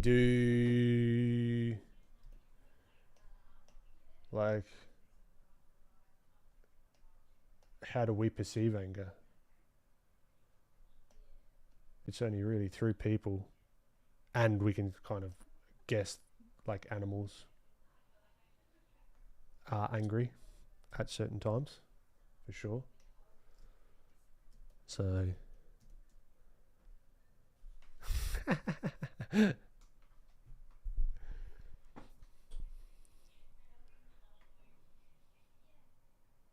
oh, interesting. Even still lifes have messages embedded in them.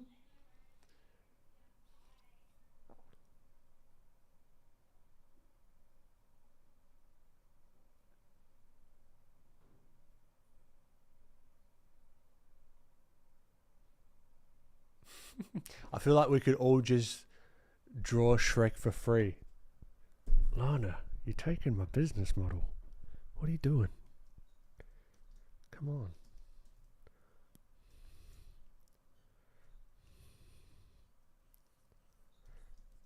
Be cool. We've got $1 million riding on this.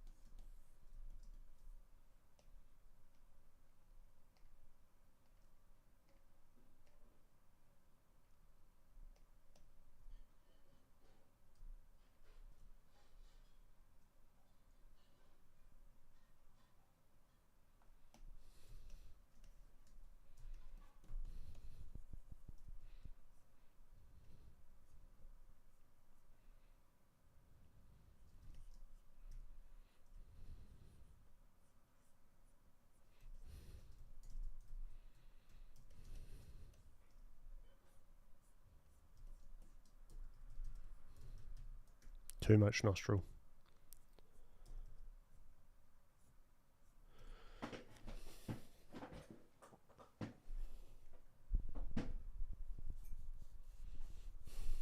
Lana, who said?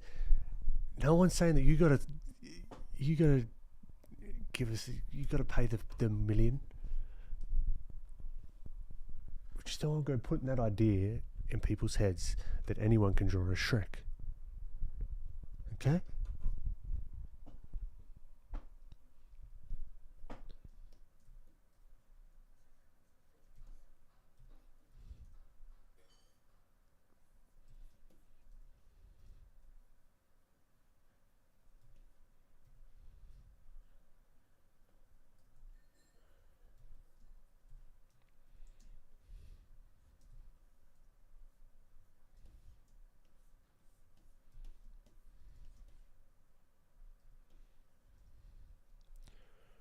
No, he's got some eyebrows on him.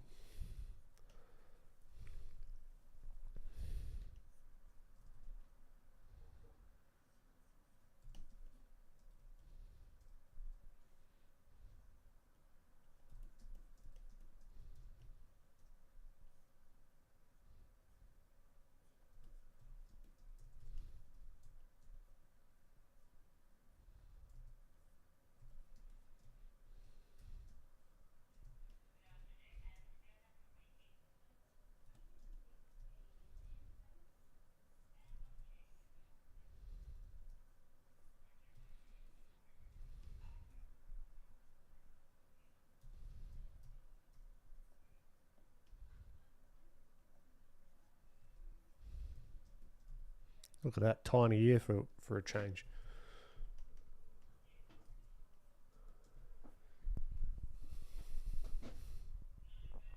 I'm just thinking of all the work I'm going to have to put in to fund the project. I'll just draw it for free. Look, Lana, you're off the hook. You don't have to shill in for any of the mill. Okay? You're off the hook. And yes, it's 3:40 a.m. where I live. Love your work. Thank you so much. What are you doing up at that early?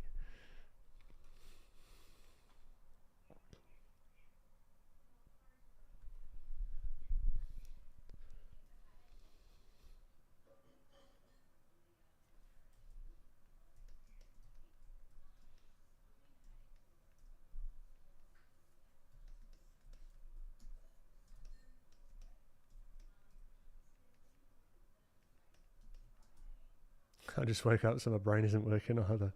Yeah, mine's going to kind of mush a little bit as well.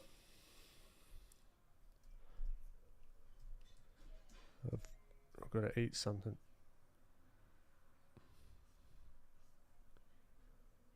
But I'm having fun trying to figure out all the... See, anatomy can be fun. Doesn't have to be some bloody whole ordeal. Just take it step at a time.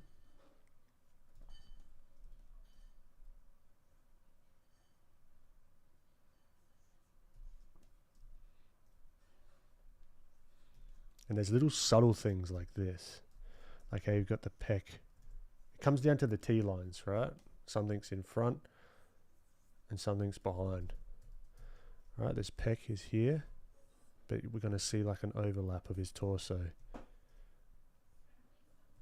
That's going to give it depth, where you might be inclined to just do it as like one thing like that. That flattens it.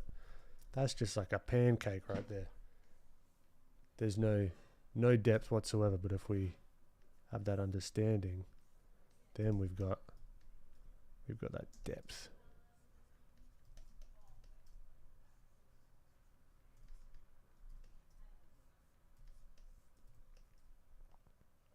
And there's like layers to it as well, so you might have this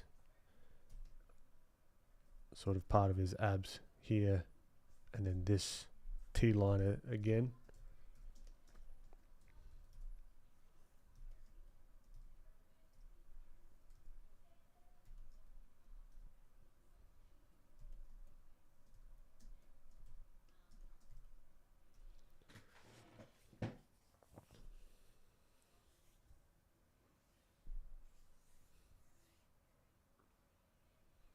But I bet with the right marketing, you could sell a stick figure for like a lot of money. Oh, 1,000%. I reckon if someone could sell a fucking banana that was sticky taped to a wall, you could sell a stick figure.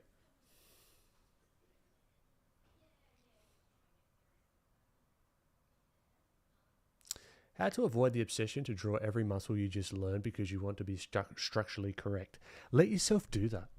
Let yourself do that. All right? Get it out of your system. Okay? And then simplify. Like, I think that's fine.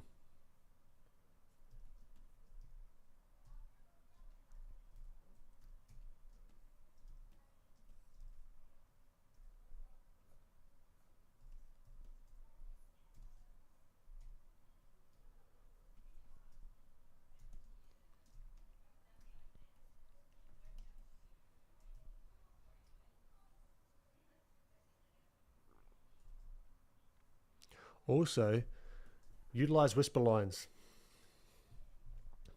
So instead of really accentuating, say, this deltoid like that and getting it really like in there, you can indicate it and then get a little bit of whisper line going on. So you've still shown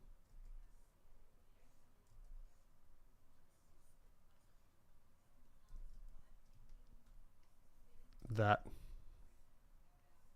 whatever that form, but like you don't have to be as explicit with it. That makes sense.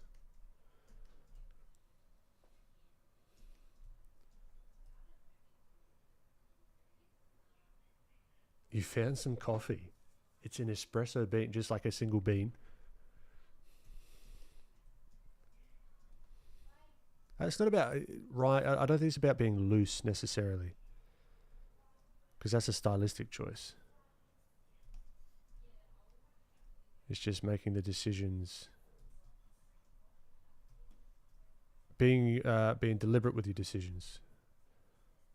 As long as you're deliberately being tight or loose and it's a decision that you've made and it's not for lack of understanding, I think that's fine.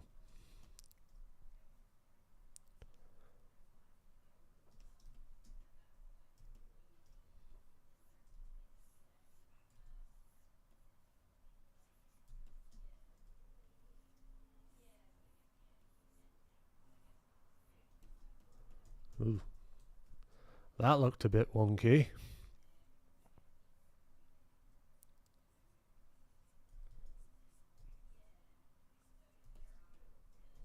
That still looks a bit wonky.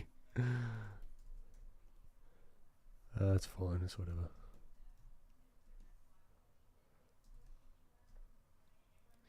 We'll fix that at another date.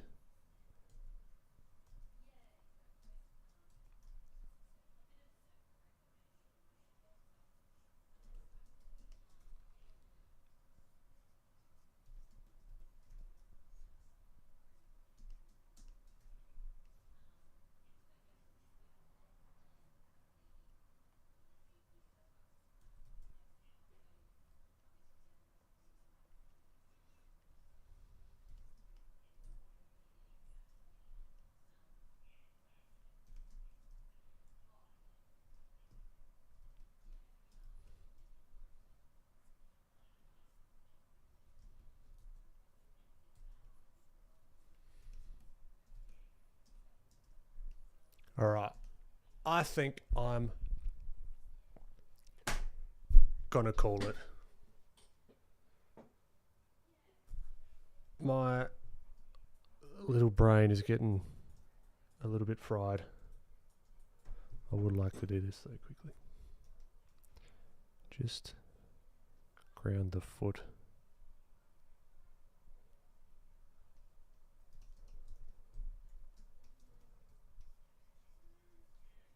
Yeah, cool. All right. I would also like to play with like negative space as well. Like if there's a way to do that. I've seen some cool posts. Like maybe the hands are like the negative space. So it's kind of like,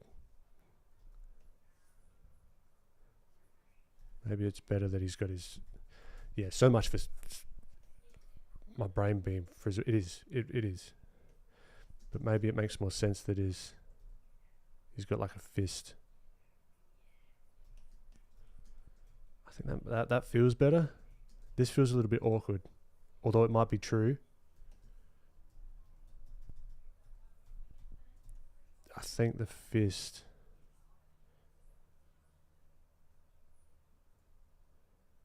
feels better. Maybe. Who knows?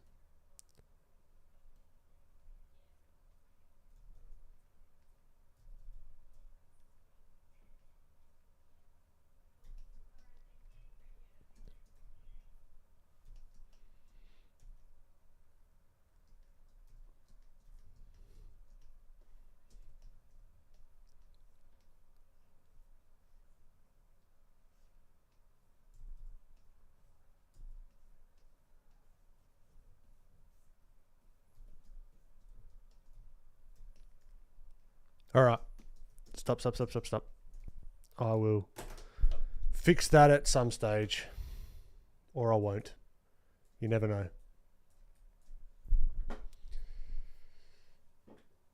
Thanks for popping in, Lana.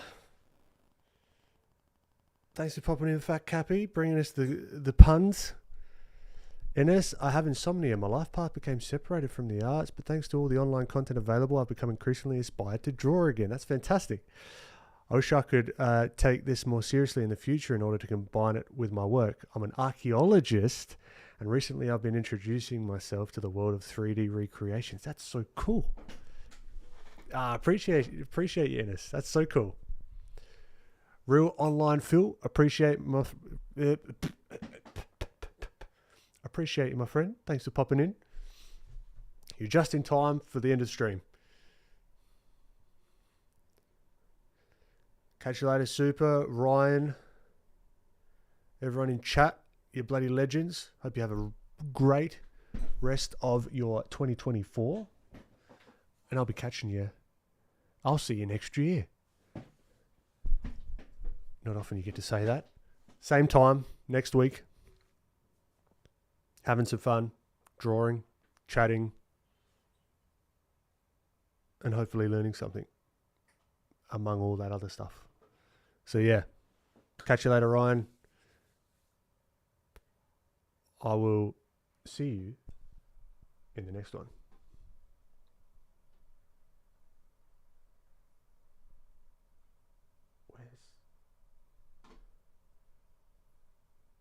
Hello? Where's the YouTube dashboard? Okay. Goodbye.